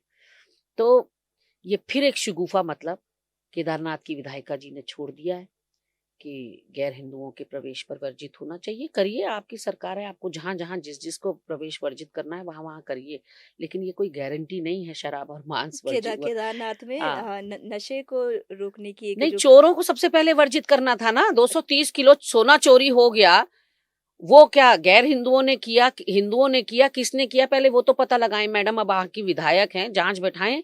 वो भी हमारी आस्था का केंद्र है, हमारी आस्थाओं के साथ चोट की गई है कि हमारे इतने बड़े धाम से, हमारे ज्योतिर्लिंग से अगर सोना चोरी हुआ है तो उसकी कोई फिक्र नहीं है। लेकिन जहां समाज को बांटने वाला कोई बयान दिया जा सकता है, मतलब आप वर्जित कर देते ना, इसमें बयानबाजी की क्या बात है। जो आप पट्टे बट रहे हैं वहां पे, जमीनें बट रही हैं वहां पर, उसका नहीं किसने लेखा एग्जैक्टली जोखा देखा। एग्जैक्टली तो मतलब जहां पर भाजपा को अपना फायदा दिखता है वहां हम्म। पर ये पानी से भी पतली हो जाती है, ये सर के बल नतमस्तक हो जाती है, क्योंकि इनको रेवेन्यू चाहिए तो इनको नशा चाहिए, जगह जगह नशा चाहिए। त्रिवेंद्र जी के टाइम पर तो मुझे याद है मोबाइल वैन से घर घर दारू बांटी जा रही थी और साथ में चखना भी जा रहा था। अब ये साहब हैं, ये डेनिस भी दबंग भी बिकवा रहे हैं खूब, और हथप्रभ करने वाला डेटा आया है कि दिल्ली से ज्यादा दारू पी ली उत्तराखंड ने। तो आप सोचिए ना, रोजगार है नहीं हमारे पास, तो यही हाँ, करेंगे। ये जब अभी रोजगार के अभाव में नशा ही तो करेगा इंसान। नए साल पे तो सबसे ज्यादा जो उसी टाइम पे जो ये आंकड़ा आया था कि नए साल की रात जो है सबसे ज्यादा यहीं पे कई दारू सबसे प्रदेशों ज्यादा से थी, तुलना हुई थी और कई प्रदेशों से ज्यादा उत्तराखंड ने दारू। उत्तराखंड में निकली थी। हाँ, तो ऐसे मुद्दों को हमसे तो दुगनी कर दी। हमने 2017 में सरकार छोड़ी थी, इनकी हम्म, सरकार को अब लगभग 8 साल पूरे होने जा रहे हैं। हमारे कार्यकाल में जितनी दारू की दुकान थी उससे जस्ट दुगनी इन्होंने कर दी। हम्म, और अब जो है कन्फेक्शनरीज में आपको दारू मिल सकती है, आप ग्रोसरी शॉप्स में जाइए आपको दारू मिल सकती है। हाँ, मतलब कुछ भी चेंज कर दिया दारू के लिए, सारे इनके कानून नियम इन्होंने ताक पर रख दिए। हमारी यंग जनरेशन 15-16 साल भी नहीं, 13 साल के बच्चे आज नशे में हम्म, डूब रहे हैं। क्या सरकारों का दायित्व उनको सही रास्ते पे लाना नहीं है? और अगर आपसे रोजगार नहीं दिया जा रहा था तो आप अपने इतने बड़े बड़े मैनिफेस्टो छापते क्यों? अगर रोजगार नहीं है आपके पास, तो कुल मिलाकर स्थितियां बहुत चुनौतीपूर्ण हैं, बहुत कष्टकारी हैं। पहाड़ की महिला या पहाड़ का जीवन तो पहाड़ के समान है, और उसकी दुश्वारियों में पिछले 24-25 साल में कोई फर्क आते हुए हम नहीं देख रहे हैं। वो सबसे दुखद पहलू है कि जो घास का बोझ था, उस गट्ठर का बोझ था, वो आज भी उतना ही है। हम्म, महिलाएं पीठ पे घास लाती थी, किलोमीटरों दूर से वो कर रही हैं। किलोमीटरों दूर से पानी लाती थी, वो कर रही हैं। डांडी कांडियों में वो मेन सड़क तक आती थी, वही हो रहा है। मतलब उनके जीवन स्तर में कोई सुधार नहीं। पता नहीं, मुझे ऐसा लगता है ये बार-बार ग्रोथ की बात करते हैं, पर कैपिटा इनकम बढ़ा दिया कहते हैं, जीडीपी बढ़ा दी कहते हैं, लेकिन पहाड़ के जीवन में तो कोई कोई फ़र्क नहीं बदलाव आया। नहीं है। अगर आपकी जो ग्रोथ है वो वर्टिकल है, वर्टिकल से मेरा मतलब है केवल कुछ जिलों में तो आप बढ़ रहे हैं ऊपर को। अगर वो हॉरिज़ॉन्टल नहीं है, अगर वो एक रूपता नहीं है उसमें, आपके किसी जिले में 70,000 पर कैपिटा इनकम है, तो किसी जिले में 1.5 लाख है, तो उस विकास का क्या करें? सही मतलब बात है। एक को आपने राजा बना दिया, दूसरे को रंक बना दिया, उस ग्रोथ का करें क्या? आपका तो मोटो ये होना चाहिए था, मंतव्य ये होना चाहिए था, मंशा और नियत ये होनी चाहिए थी कि मेरे प्रदेश का हर एक नागरिक फले-फूले। तो कैसे हम अपने कारोबारी, अपने काश्तकारों का काम बढ़ा सकते हैं? हमारी जो बच्चियां घर में ऐपड़ बना रही हैं उनका काम है, मंडुए से कितनी चीजें बन सकती हैं। मेरी सरकार ने भांग की खेती की बात कही, मुझे आज भी याद है हरीश रावत जी ने कहा भांग का जो रेशा होता है वो बहुत मजबूत होता है। कारपेट से लेकर जैकेट से लेकर टोपियां, शॉल सब कुछ बन सकता है। भांग की खेती को हमको बढ़ावा देना चाहिए, और भांग से हम अगर जो शराब बनाएंगे उससे हमारी अर्थव्यवस्था बहुत सुधर सकती है। स्कॉटलैंड की स्कॉच से ही स्कॉटलैंड की पूरी इकोनॉमी में 360 डिग्री टर्न आ गया। हम्म, स्कॉटलैंड की स्कॉच फेमस है, तो हमारे वहां की, अब इससे तो हम नहीं नकार सकते ना कि लोग शराब पीते हैं, हम्म, लोगों की डिमांड रहती है शराब की। तो अगर हम अपनी खुद बनाएं तो क्या प्रॉब्लम है? हमारे युवाओं को काम, हाथों को काम मिलेगा और हमारी आर्थिकी सुधरेगी। उस समय जब हरीश रावत जी ने ये इतनी दूरदर्शिता वाली बात कही कि हमारे फल सड़ गल जाते हैं, हमारा माल्टा है, हमारा कीनू है, हमारे नींबू हैं बड़े, सब ये हमारे सड़ गल जाते हैं, हमारे बड़े वाले जो आपके वो होते हैं, नाशपाती होती हैं, बब्बू गोशा होते हैं, तो ये खुद ही पेड़ से गिर के सड़ गल जाते हैं, तो इनको फर्मेंट करके हमें वाइनरीज लगानी चाहिए। तो ये एक दूरदर्शी सोच थी, लेकिन उस समय तो सारा लाभबद्ध हो गया भाजपा का नेतृत्व और कहने लगा नशे में डुबाना चाहता है हरीश रावत, हमारी युवा पीढ़ी को बर्बाद करना चाहता है हरीश रावत, बताओ भांग की खेती करो कह रहा है। और आज हरीश रावत जी की ही राह पर चलना पड़ा। आज आप मुख्यमंत्री धामी को क्या करते हुए देख रहे हैं? आप हरीश रावत जी की तरह कहीं जलेबी तलते देख रहे हैं, कहीं समोसे तलते देख रहे हैं, कभी मॉर्निंग वॉक में लोगों से उनकी राय मशविरा पूछते हुए देख रहे हैं, भुट्टा खाते हुए देख रहे हैं। मतलब जो जो काम हरीश रावत जी करते हैं वोकल फॉर लोकल, वही आपको आज भाजपा नेतृत्व करते हुए दिखाई पड़ रहा है। और आज भांग की हेम्प कहते हैं जिसको, उसकी खेती को बढ़ावा देने की बात हो रही है, वाइनरीज लगाने की बात हो रही है। अब नहीं डूब रहा उत्तराखंड नशे में। मतलब तुम करो तो पुण्य, हम करें तो पाप। तो कुल मिलाकर जो विकासकारी योजना है, जो जनहितकारी कल्याणकारी योजनाएं हैं, वो कोई भी सरकार करे, श्रेय लेने की होड़ नहीं होनी चाहिए, क्योंकि ये उत्तराखंड हम सबका है। मैं यही फर्क हिमाचल में और उत्तराखंड में देखती हूँ सीमा, और बहुत दुख होता है। एक पेड़ नहीं काट सकता वहां वन विभाग का कर्मचारी और अधिकारी, सारी औरतें चिपट जाती हैं। चिपको आंदोलन शुरू हमने किया, लेकिन उसको जो है निभा वो रहे हैं बड़े से बड़ा अधिकारी चले जाए वन विभाग का, और कितने ही बुलडोजर चले जाएं, जेसीबी चले जाएं, वो पेड़ को हाथ नहीं लगाने देते, क्योंकि वो उनको अपनी संपदा समझते हैं। हमारे वहां लोगों को लगता है अच्छा मेरे आंगन का पेड़ नहीं कट रहा ना, देन फाइन, फिर किसी का काटते रहो। अरे फायदे के लिए अपने आंगन का पेड़ कटाने को भी तैयार हाँ, है। ऋषिकेश भानियावाला में 4000 पेड़ कट रहे हैं, किसी को कोई फर्क, जू नहीं रहेंगे किसी के कान में। ये विनाशकारी सोच है। अगर 10 मिनट देरी से पहुंचेंगे ऋषिकेश लोग तो क्या प्रॉब्लम हो जाएगी? ये 4000 पेड़ काट के आप जो गर्मी बढ़ा रहे हो, पूरा इकोसिस्टम आपने हिला के रख दिया है, पूरा ग्लोबल वार्मिंग को आप बढ़ावा दे रहे हो, वो कोई नहीं देख रहा। तो कौन से क्षेत्र की, मतलब मेरे पास तो बोलने के लिए इतना है और आपके पास समय लिमिटेड है, कौन सा ऐसा क्षेत्र है जो चुनौतीपूर्ण नहीं है इस समय? हम चाहे एनवायरनमेंट के पर्पस से कहें, उत्तराखंड के हिमालय पिघल रहे हैं, हमारे ग्लेशियर्स पिघल रहे हैं, इस बार बर्फ नहीं पड़ी, रानीखेत, मुंशियारी, मुक्तेश्वर, मसूरी जो हमारे इतना नजदीक है। आप सोचिए यहाँ बर्फ ना पड़ना कितना चिंताजनक स्थिति है कि नदियों में पानी कहाँ से आएगा? अरे बचपन में यहाँ बर्फ पड़ने की वजह से हमारी छुट्टियां हो जाती थी स्कूल में। अल्टीमेटली क्या होगा अब आप देखिए ना, गर्मियों में पानी के लिए हाहाकार होगा, आपस में भिड़ेंगे लोग, एक तरह से मतलब बहुत ही तनावपूर्ण स्थिति होगी क्योंकि पानी नहीं होगा। तो everything is inter related and it's a cycle. तो ये जो पेड़ काट के सड़क चौड़ीकरण करने का है, तो पहले भी तो लोग चलते थे, चौड़ीकरण किसको चाहिए सड़क का? मांगा क्या किसी ने? प्रॉब्लम क्या हो रहा है हमारी सरकारों में, जो हम मांग रहे हैं वो हमें देंगे नहीं, जो हम नहीं मांग रहे वो हम पर थोपते चले जाएंगे। हमने यूसीसी मांगा नहीं, थोप दिया। हम ये जंगल या हम एयरपोर्ट का विस्तारीकरण नहीं मांग रहे हैं, जबरदस्ती विस्तारीकरण हो रहा है। हम बिल्कुल नहीं मांग रहे हैं कि हमें ऋषिकेश 10 मिनट जल्दी पहुंचना है, इन नेताओं को पहुंचना होगा प्रोबेबली। तो कहीं ना कहीं विनाशकारी सोच के तहत हम आगे बढ़ रहे हैं। ऑल वेदर रोड, मैंने पहले भी कहा था, ये बहुत विध्वंसकारी साबित होगी। ऑल वेदर रोड के लिए, सड़क चौड़ीकरण करने के लिए इन्होंने हमारे पहाड़ एलिवेट कर दिए, पहाड़ का बेस कमजोर कर दिया। हमारे पहाड़ होते हैं पिरामिड के शेप के, उस पिरामिड को आपने सड़क चौड़ी करने के लिए आपने पिरामिड को खड़ा कर दिया। बिल्कुल रेल परियोजनाएं, हाँ, रेल पर उतनी वाइब्रेशन ले पाएंगे नहीं ले पाएंगे हमारे पहाड़, ये किसी ने चेक नहीं किया। बस मतलब सब कर रहे हैं तो आप भी करो, एक भीड़ चाल में शामिल हम लोग हो रहे हैं। बहुत संवेदनशील है हमारे पहाड़, और नए पहाड़ हैं हमारे, नए हिमालय हैं, तो वो कितना वाइब्रेशन ले पाएंगे? क्योंकि अभी भी आप देखिए कि मैं 8वें माले पे रहती हूँ, इसलिए मैं उस चीज को महसूस कर सकती हूँ कि कोई गाड़ी अगर तेज रफ्तार से भी निकलती है मेरे घर के आगे से, मेरा पूरा घर वाइब्रेट करता है, केवल एक कार के स्पीड में होने से। तो आप सोच सकते हैं कि हमारी पहाड़ियों का क्या हाल होगा जब बीच में इतना विकास के नाम पर ये विनाशकारी योजनाएं लाई जा रही हैं। लेकिन कुल मिलाकर हम लोग ना होमवर्क नहीं करते और हम लोग एक्सपर्ट्स की राय नहीं लेते। दिक्कत तो कहीं ना कहीं मैम ये भी है ना कि यहाँ की जो जनता है वो झुंझुने को ही असली वो समझ लेती कि अच्छा हाँ ठीक है, हमने यही मांगा था, यही मिल गया। हाँ, उसको पैकेजिंग बहुत अच्छा कर देते हैं ये लोग, रीपैकेजिंग जिसको कहते हैं, या ब्रांडिंग बहुत अच्छा कर देते हैं, उसमें तो सिद्ध हस्त हैं। प्रॉब्लम क्या है सीमा, मैं बताती हूँ आपको कि लॉ बना रहे हैं हमारे हुक्मरान, लेकिन एक्सपर्ट्स की राय नहीं ले रहे ना। आपने सड़क चौड़ीकरण के लिए प्रस्ताव पारित कर दिया। आपने कितने भूवैज्ञानिकों से पूछा? आपने कितने रिसर्चर्स से पूछा? आपने कितने पर्यावरणविदों से पूछा कि हम्म। ये फीजिबल है या नहीं है, ये प्रैक्टिकल है या नहीं है, ये करना चाहिए या नहीं करना चाहिए, इसके दुष्प्रभाव क्या-क्या होंगे? कोई भी चीज़ तब की जाती है जब उसके प्रोस जो हैं कौन से ज़्यादा हों। हम्म। जब कौन ज़्यादा है यानी कि जब उसके दुष्प्रभाव ज़्यादा हैं, उसके प्लस पॉइंट्स कम हैं। अभी क्या हुआ हमारे वहाँ क्या हुआ जोशीमठ में यही तो हुआ। आप एक टनल बना रहे थे। हम्म। सिलक्यारा में हमने क्या देखा? तो कुल मिलाकर ऐसे विकास में हाथ भी नहीं डालना चाहिए। विकास करना है तो अपने माताओं-बहनों के जीवन हम्म। को सुधारने का विकास करिए, वहाँ विकास करिए। अच्छे-अच्छे हॉस्पिटल्स, अच्छे-अच्छे इंस्टीट्यूट्स खोलिए पढ़ने के क्योंकि जो बढ़ेगा वो पढ़ेगा इंडिया तो बढ़ेगा इंडिया तो नारा दे दिया। लेकिन आपने क्या मील का पत्थर आप मुझे बताइए 8 साल की इनकी प्रचंड बहुमत की सरकार हो गई। एक बताइए ना मुझे रिनाउंड इंस्टीट्यूट इन्होंने खोला हो। कोई आईआईएम हमारे वहाँ का फेमस हो।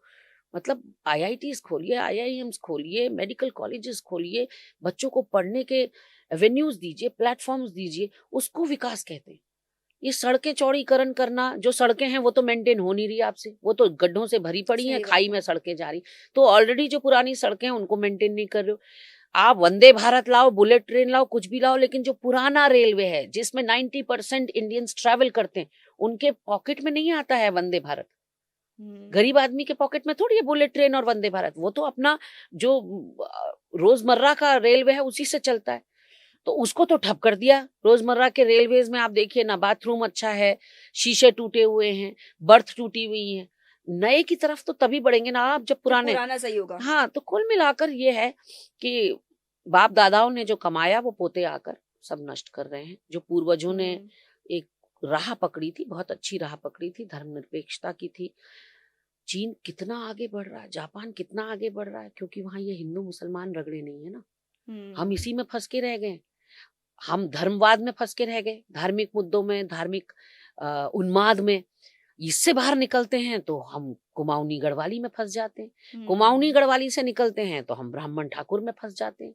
देसी मैदानी, पहाड़ी मैदानी में पहाड़ में। फँस जाते हैं। मतलब अगर मुझसे किसी ने पूछा कि कोई किसी ने कहीं डिबेट में कहा कि हमारे देश की सबसे बड़ी प्रॉब्लम पॉपुलेशन है ना। मैंने कहा पॉपुलेशन तो है ही लेकिन उससे बड़ी प्रॉब्लम है हमारा माइंडसेट। हमारे लिए जातिवाद सबसे बड़ा नासूर है। हमारे लिए जिसको कहते हैं क्षेत्रवाद कि अच्छा ये गढ़वाल का, ये कुमाऊं का, कुमाऊं में भी कहाँ का। तो हम्म। मतलब हम इंसान को इंसान नहीं देखते। हम कहाँ से आया है उसका परिवेश, उसका बैकग्राउंड पहले टटोलने लगते हैं, उसकी जाति पहले पूछने लगते हैं, जबकि उसका कोई फर्क नहीं पड़ता। हर जाति में, हर समुदाय में, हर वर्ग में अच्छे और बुरे दोनों तरह दोनों के लोग होते इंसान हैं। हैं। दोनों होते हैं। वो तो आपकी अपब्रिंगिंग पे फ़र्क पड़ता है। हम्म। अब आज की डेट में जिस तरह से नफ़रत ठूँसी जा रही है, एक दूसरे धर्म के खिलाफ, दूसरे धर्म के बच्चों में, वो आगे चल के बहुत खतरनाक साबित होने वाला है। क्योंकि जब आग लगती है तो फिर वो किसी को नहीं देखती। किसी को नहीं देखती, सुनामी सही आती है बात वो है। किसी को नहीं देखती किसका घर उजाड़ रहा हो। तो हमने जो डायरेक्शन पकड़ना था ना विकास का, उसको कहीं पीछे छोड़ दिया है बहुत। हमारे चुनाव देखिए आप किन मुद्दों पर लड़ जाते हैं, मंगलसूत्र, मटन, मुजरा, मतलब जो जो लेवल ऑफ डिस्कोर्स है, हम्म। उसको देख के कई बार शर्म आती है कि गलत फील्ड चुन लिया। क्योंकि एक टीचर 13 साल की होने के बाद और बच्चों को सारी अच्छी-अच्छी बातें और धर्मनिरपेक्षता, पंचशील, संविधान, लोकतंत्र ये सारी बातें सिखाने के बाद अब लगता है किसी गड्ढे में डाल दिया हो किसी ने। यहाँ चारों तरफ ना चाह कर भी आपको वही सुनना है। थूक जिहाद, लव जिहाद, लैंड जिहाद। मैं कितना चाहूँ इस पर ना बोलूँ, लेकिन सामने से आती है बात तो आपको काउंटर करना पड़ता है। करना पड़ता है। तो आपके आपके ज़ेहन में कहीं न कहीं डाला जा रहा है और आप फिर क्या होता है ना आप एक नेगेटिव ज़ोन में रहते हो। तो एक पॉलिटिशियन को डिटॉक्सिफाई करना बहुत ज़रूरी है। हम इतना ज़्यादा नेगेटिव ज़ोन में रहते हैं पूरे समय कि बहुत ज़रूरी हो जाता है कि हम किसी तरह से अपने आप को रिजुविनेट करें, अच्छी बातें सुनें, संतों की बात सुनें। वो कहते हैं ना कि एक ट्रेन का हादसा हो जाता है, तो सारी ट्रेनें तो बंद नहीं हो जाती, लोग ट्रेन में हम्म। बैठना। एक प्लेन क्रैश हो जाता है, तो सब प्लेन की यात्रा करना बंद थोड़ी बंद नहीं करते। करते। वैसे ही अगर एकाध संत फ्रॉड निकल गए या बलात्कारी, भ्रष्टाचारी निकल गए, तो ऐसा नहीं है कि संत समाज सारा ही वो है। तो हम लोगों को उनसे राह लेनी चाहिए। और मैंने शुरुआत में आपसे कहा था, जिसका काम उसी को साझे। हम्म, तो संतों का काम है धर्म को प्रोपोगेट करना, उसको बढ़ाना, उसका प्रचार प्रसार करना, उसको जीवित रखना और उसके बारे में लोगों को मार्गदर्शन देना। ये राजनीतिज्ञों का काम नहीं था। अभी सब घालमेल हो गया, भानुमति का पिटारा बन गया अभी राजनीति। ये नेताओं का काम थोड़ी था। नेताओं का काम तो सड़क, शिक्षा, रोजगार ये सब देना था, स्वास्थ्य पर बात करना था। रोजगार कितने दिए? आज जनता पूछती नहीं मंदिर कितने बनाए, मस्जिद कितने तोड़े। अगर हम एज अ पब्लिक अपने नेताओं से ये अपेक्षा करने लगेंगे कि उन्होंने मजारों पर कितना हमला बोला और मस्जिद कितनी तोड़ी, ये काम नहीं था हमारे नेताओं का। ये काम प्रशासन का था, ये धामी जी का काम नहीं है। जो अवैध मदरसे चल रहे हैं ना, वो प्रशासन का काम है। उनको कौन पंजीकृत है, कौन पंजीकृत नहीं है, उसके लिए ही तो नौकरशाही है। धामी जी का काम तो ये था, वो बताएं कि शिक्षा के लिए क्या कर रहे हैं, स्वास्थ्य के लिए क्या कर रहे हैं, रोजगार के लिए क्या कर रहे हैं, महिला सुरक्षा के लिए क्या कर रहे हैं, कानून व्यवस्था के लिए क्या कर रहे हैं। वो देखना धामी जी का काम था। लेकिन धामी जी को सुबह उठो तो थूक जिहाद, शाम सोने जाते हैं तो लव जिहाद। तो केवल धामी जी की बात नहीं, मैं पूरे ऑल ओवर इंडिया की बात करूं तो हमारा जो नेताओं का लेवल ऑफ डिस्कोर्स है, अभी आप देखिए जुम्मा और होली साथ पड़ी, हम्म, ना हिंदुओं को दिक्कत थी नमाज से उनके, न न मुसलमानों मुसलमानों को को रंग से होली से। नफरत थी। किसी को किसी से दिक्कत नहीं थी। और हमने बयान क्या सुने? बयान संजय निषाद कहते हैं जिसको रंग से दिक्कत है देश छोड़ दीजिए। इनकी केतकी सिंह है, भाजपा की विधायक, बहुत यंग है, 30-32 साल की, 35 साल की विधायक है। वो कहती है कि मुसलमानों के लिए अस्पतालों में अलग विंग बनाओ। कल को कह देगी कि अलग ट्रेन बनाओ इनके लिए, अलग बस बनाओ इनके लिए। रघुराज सिंह इनके नेता हैं, वो कहते हैं त्रिपाल का हिजाब पहने मुसलमान अगर उनको रंग से दिक्कत है। मतलब इन बयानों की ना जरूरत नहीं थी। हाँ, क्योंकि आपको जरूरत नहीं अगर थी। अगर मैदान मतलब देखा जाए, अगर फील्ड में इन चीज़ों को देखा जाए समाज के अंदर, तो किसी को भी दिक्कत नहीं हुई। द थिंग इज कि लॉ एंड ऑर्डर अगर हुँ, ऐसी कोई घटना को एंटीसिपेट भी कर रहा था, हुँ, सरकार एंटीसिपेट भी कर रही थी कि ऐसी कोई घटना हो सकती है, तो वो देखने का काम था नौकरशाहों का, वो काम था पुलिस प्रशासन का। इन नेताओं का कोई रोल नहीं है। संजय निषाद तो नहीं जाएंगे ना झगड़ा सुलझाने, या ये केतकी सिंह तो नहीं जाएंगी ना। तो आपने क्या किया? आपने हवा दी। और हवा हुँ, कोई यंग नेता तब देता है जब उसका लीडर उससे वो एक्सपेक्ट करे। महेंद्र भट्ट की जुबान ऐसे ही नहीं खुल रही है, कहीं हुँ। से इशारा है। और महेंद्र भट्ट को पता है कि मेरे पार्टी में क्या पसंद किया जाता है, तब वहां से ये नफरती बयान फूटते हैं। हाँ, संभल के उन्होंने उ सीओ ने कह दिया, संभल का पुलिस का हुँ, सीओ संभल ने कह दिया कि जुम्मे तो 52 आते हैं, होली तो एक ही आती है। गिनाने को तो वो भी फिर हमारे असंख्य त्योहार गिना सकते हैं। हुँ, होली एक ही आती है लेकिन त्योहार तो हमारे बहुत आते हैं ना। तो उसकी जगह नहीं थी वो, it was not his place. उस सीओ की ड्यूटी नहीं थी ये कहना कि किसके कितने जुम्मे आते हैं और किसकी कितनी होली आती है। उसको अगर बयान देना था तो उसको ये देना था कि उसने क्या व्यवस्था कर रखी है law and order hmm. Situation के लिए। उसने क्या माकूल तैयारियां कर रखी हैं कि उसके वहां कोई भी इस तरह की घटना ना घटे। उसको राजनेता बनने का अधिकार नहीं था, इस तरह से भाषण देने का या ज्ञान देने का, लेकिन वो भी वही कर रहा है क्योंकि आला अधिकारियों को वही पसंद आ रहा है। और ऐसे योगी लोगों पे कोई कार्यवाही भी नहीं हो रही है। नहीं नहीं, योगी जी ने तो मोहर लगा दी ना उसकी बात हुँ, पर कि पहलवान है, कई मेडल जीत कर आया हुआ है, इसलिए पहलवानी में कह दिया उसने। तो पहलवान है तो मतलब पुलिस की नौकरी करने में भी पहलवानी झाड़ेगा। तो नेता तो एंडोर्स कर रहे हैं ना। मैंने कहा तो महेंद्र भट्ट जी में कोई ऐसी बात नहीं है प्रदेश अध्यक्ष बनने वाली। ना इतना कैलिबर है, ना इतना टैलेंट है उनके पास। ना वो वक्ता बहुत अच्छे हैं, ना वो इतने पढ़े लिखे हैं कि वो बने प्रदेश अध्यक्ष। ना उनका योगदान इतना बड़ा था। प्रदेश अध्यक्ष बने हैं उन्हीं नफरती बातों के लिए जो कोरोना काल में कही। बद्रीनाथ की जनता ने तो सबक सिखा दिया हरा के, लेकिन भाजपा के नेतृत्व ने हाथों हाथ ले लिया। क्यों? मतलब ये तेजिंदर बग्गा, ये तेजस्वी सूर्या, ये लोग क्यों हाथों हाथ लिए जाते हैं? क्योंकि ये नफरती बातें करते हैं। भाजपा का तो यही शगल है, जो जितना ज्यादा नफरती बातें करे वो और उतना ऊपर जाएगा। बिल्कुल। और ये लगातार हम तो देखते हुए आ रहे हैं कि महेंद्र भट्ट जी जो प्रदेश अध्यक्ष हैं, और प्रदेश अध्यक्ष मतलब एक राज्य की राजनीति में आप केंद्र को इंगित कर रहे हैं, प्रधानमंत्री को इंगित कर रहे हैं कि आप उनसे बात कीजिए।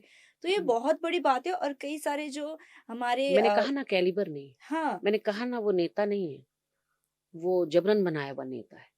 फिर मतलब ऐसे में फिर हाँ, सूझ-बूझ से काम लेने वाली हाँ, तो बातें मतलब हो ही एक नहीं नेता पाती। को जो सार्वजनिक जीवन में है, उसका आचरण, उसकी गतिविधियां, उसका बॉडी लैंग्वेज, हर चीज़ बोलता है और हर चीज़ पोस्टमार्टम में रहता है। मतलब आपकी एक-एक हरकत स्क्रूटनाइज़ होती है क्योंकि आप पब्लिक लाइफ में हैं। हम्म। तो उनका अपनी ज़ुबान पे कंट्रोल नहीं है, अपनी भाषा पे कंट्रोल नहीं है। सड़क छाप कोई किसी को बोलता है? मतलब मामूली से मामूली आदमी को भी आप सड़क छाप नहीं कहते, एक तरह से गाली है सड़क छाप कहना। ये तो उन्होंने आंदोलनकारियों को पहले भी कहा है, जब बेरोजगार संघ वाली रैलियां चल रही थी, वो लगातार जब प्रदर्शन कर रहे थे, उस समय भी उन्होंने उनको कह दिया कि ये अलगाववादी है। वोकैब्युलरी का मुझे लगता है टोटा है हम्म। उनके पास, और वोकैब्युलरी तब बढ़ती है जब आप ज्ञानवर्धन करते हैं, जब आप किताबें पढ़ते हैं, तभी आपकी शब्दावली बढ़ती है। हम्म। तो शब्दावली का टोटा है, इसीलिए कहीं भी कोई भी शब्द वो फिट कर देते हैं, लेकिन उसके मायने बहुत आगे तक जाते हैं। और मुझे तो लगता है कि अगर भाजपा नेतृत्व जरा भी संजीदा और गंभीर होगा तो इनको दूसरी पारी प्रदेश अध्यक्ष के रूप में नहीं देगा। हम्म। अच्छा, एक अंतिम सवाल मैं आपसे करना चाहूंगी। एक प्रवक्ता के रूप में तो आपको जनता ने बहुत देखा है और बहुत पसंद भी करती है, क्योंकि आप निडर होकर जो है हर मुद्दे पर बात करती हैं। आपका आगे राजनीति को लेकर क्या विचार है? मतलब 27 के चुनाव आने वाले हैं, इसके नहीं, बाद भी। ये आपको यकीन नहीं होगा सीमा, और हम्म। होता भी नहीं लोगों को। मुझसे प्लान कई लोग पूछते हैं कि क्या प्लान है, क्या रणनीति है, और मैं सीरियसली बताऊं कि मैं आज मैं जीती हूँ। मैं हम्म। कल के लिए कोई प्लानिंग ही नहीं करती, क्योंकि वो निराशा लाता है अगर आप प्लानिंग हम्म। करते हैं। और इसे आप मेरी वीकनेस कह लीजिए या स्ट्रेंथ कह लीजिए, मैं एम्बिशियस नहीं हूँ। कई लोग, 90% लोग कहते हैं ये वीकनेस है। हम्म। राजनीति में या किसी भी फील्ड में एम्बिशियस होना बहुत ज़रूरी है।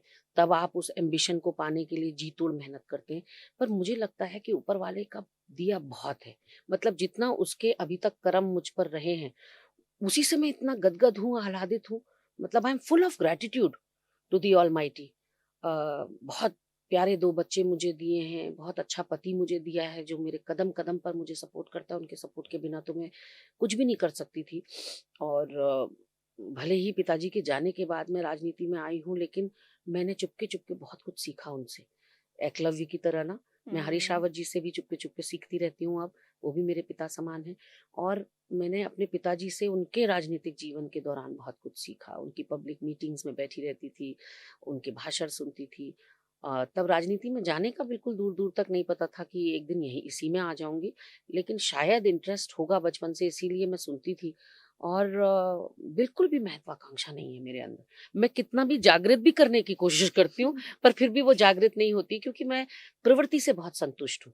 मैं एक बहुत ही सकारात्मक सोच की इंसान हूँ, और मेरी प्रवृत्ति है संतुष्ट रहने की। मैं कम हम्म। में भी बहुत संतुष्ट रहती हूँ। मतलब मुझे जिस हाल में जैसे रखे इंसान, शिकायती वो नहीं है मेरा।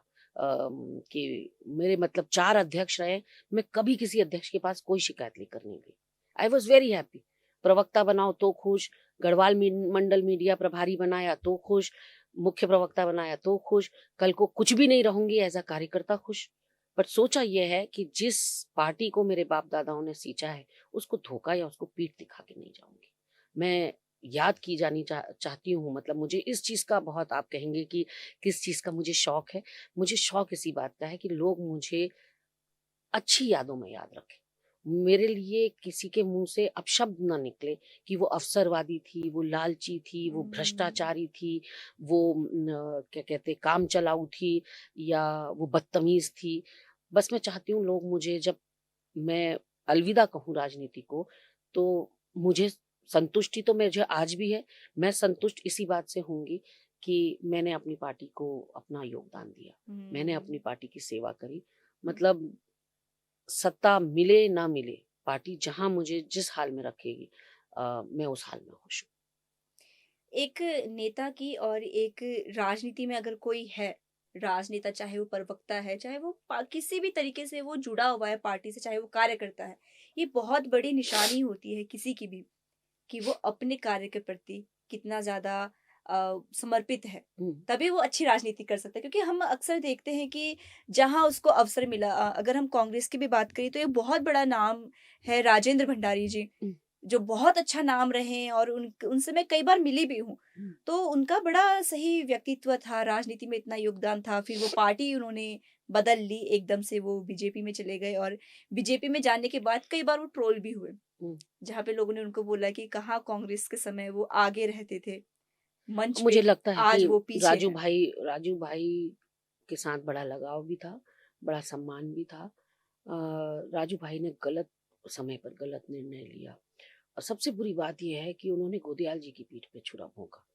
मतलब मैं एक बार को किसी दल बदलू को माफ भी कर दूं, अपने मन से मुझे ऐसे लगता है कि कई बार हमसे निर्णय गलत हो जाते हैं। हम भी तो हम्म। इंसान हैं, तो कोई भी इंसान गलत निर्णय ले सकता है और सुबह का भूला शाम को घर आए तो उसको भूला नहीं कहते, ये कहावत भी है।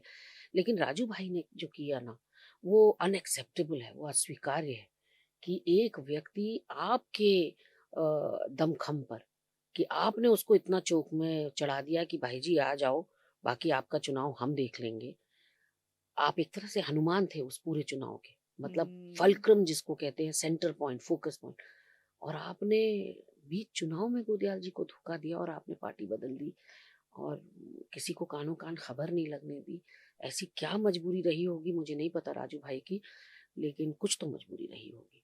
तो मुझे लगता है कि इस तरह की चीजें कि आप अपने दोस्त को या अपने सहयोगी को, अपने साथी को, उसको मझधार में छोड़कर चले जाएं, वो मेरे लिए, मेरे तो एथिक्स मेरे लिए सबसे ऊपर है, सर्वोपरि है। मेरे उसूल, हम्म। मेरे एथिक्स, मेरे मॉरल्स, तो मैं इस इजीली माफ नहीं कर पाती। आपने देखा होगा मैं बहुत छटपटाई जब कुछ लोगों ने कांग्रेस छोड़ी और वो छोड़ कर गए। आप छोड़ो, आपकी स्वतंत्रता है, किस पार्टी में रहना है ये उनकी स्वतंत्रता है, पर जाकर मेरी माँ समान पार्टी को गाली दोगे, जहां आपने 20-20, 25-25 साल बिताए, आपको जोत सिंह बिष्ट को नाम दिया मेरी पार्टी ने, कमलेश रमन वो बहुत ज़्यादा पढ़ी लिखी नहीं है, 18 वर्ष की उम्र में वो कांग्रेस में आ गई थी। आज वो 45-50 की उम्र की हैं और महानगर अध्यक्ष बनाया मेरी पार्टी ने आपको। मतलब आपका बहुत पढ़ाई-लिखाई में कोई डिग्रियाँ नहीं है आपके पास। उसके बावजूद आपकी निष्ठा को देखते हुए, मेहनत को देखते हुए आपको बनाया, निश्चित रूप से मेहनत आपकी रही होगी। आप जाइए, भाजपा आपको ज़्यादा पसंद आ रही है, कांग्रेस आपको अब बुरी लग रही है, आप जाइए, लेकिन आप गाली मत दीजिए। तो वहाँ पर चोट पहुँचती है कि आपको जाना है, आप जाओ, आरपी रतूड़ी हों, कमलेश रमन हों, लक्ष्मी अग्रवाल हों, पीके अग्रवाल हों, ज्योत सिंह बिष्ट हों, असंख्य लोग गए, असंख्य लोग गए। लेकिन इस तरह से उनको निष्ठा दिखाने के लिए या उनका विश्वास जीतने के लिए आप पहले के माँ-बाप को गाली दोगे, ये नहीं चलेगा। ये नहीं चलेगा। ये बहुत खराब चीज़ है। इतना मतलब आदमी में रीढ़ होनी चाहिए कि वो याद रखे कि समाज में आज मेरी पहचान, कमलेश रमन को कमलेश रमन कांग्रेस ने बनाया। तब मुट्ठी भर लोग जितने भी जानते हैं, वो तब जानते हैं उनको। भाजपा ने नहीं दी है वो पहचान। ज्योत सिंह बिष्ट को पहचान दी है, 10 बार इन्होंने, कितने बार निर्दलीय चुनाव लड़े, लेकिन पार्टी फिर ले लेती थी। तो पार्टी की भूल थी कि ऐसे व्यक्ति को जो पार्टी की पीठ पर खंजर भोंक रहा है और पार्टी के अधिकृत प्रत्याशी के विरुद्ध जाकर निर्दलीय 2 बार चुनाव लड़ रहा है, उसको आप बार-बार पार्टी में सम्मिलित कर रहे हैं। लेकिन सम्मिलित करने वाले हर बार अलग-अलग होते थे, कभी विजय बहुगुणा जी होते थे, तो कभी कोई दूसरा होता था। तो जो विभीषण है वो अपनी फितरत से बाज नहीं आता। फितरतन कुछ लोग हम्म। ऐसे होते हैं और ये आम आदमी पार्टी में गए सबके सब कांग्रेस। आम आदमी पार्टी में 1 साल रोटी नहीं खा पाए कि भाजपा में चल दिए। कल पता नहीं कहाँ होंगे।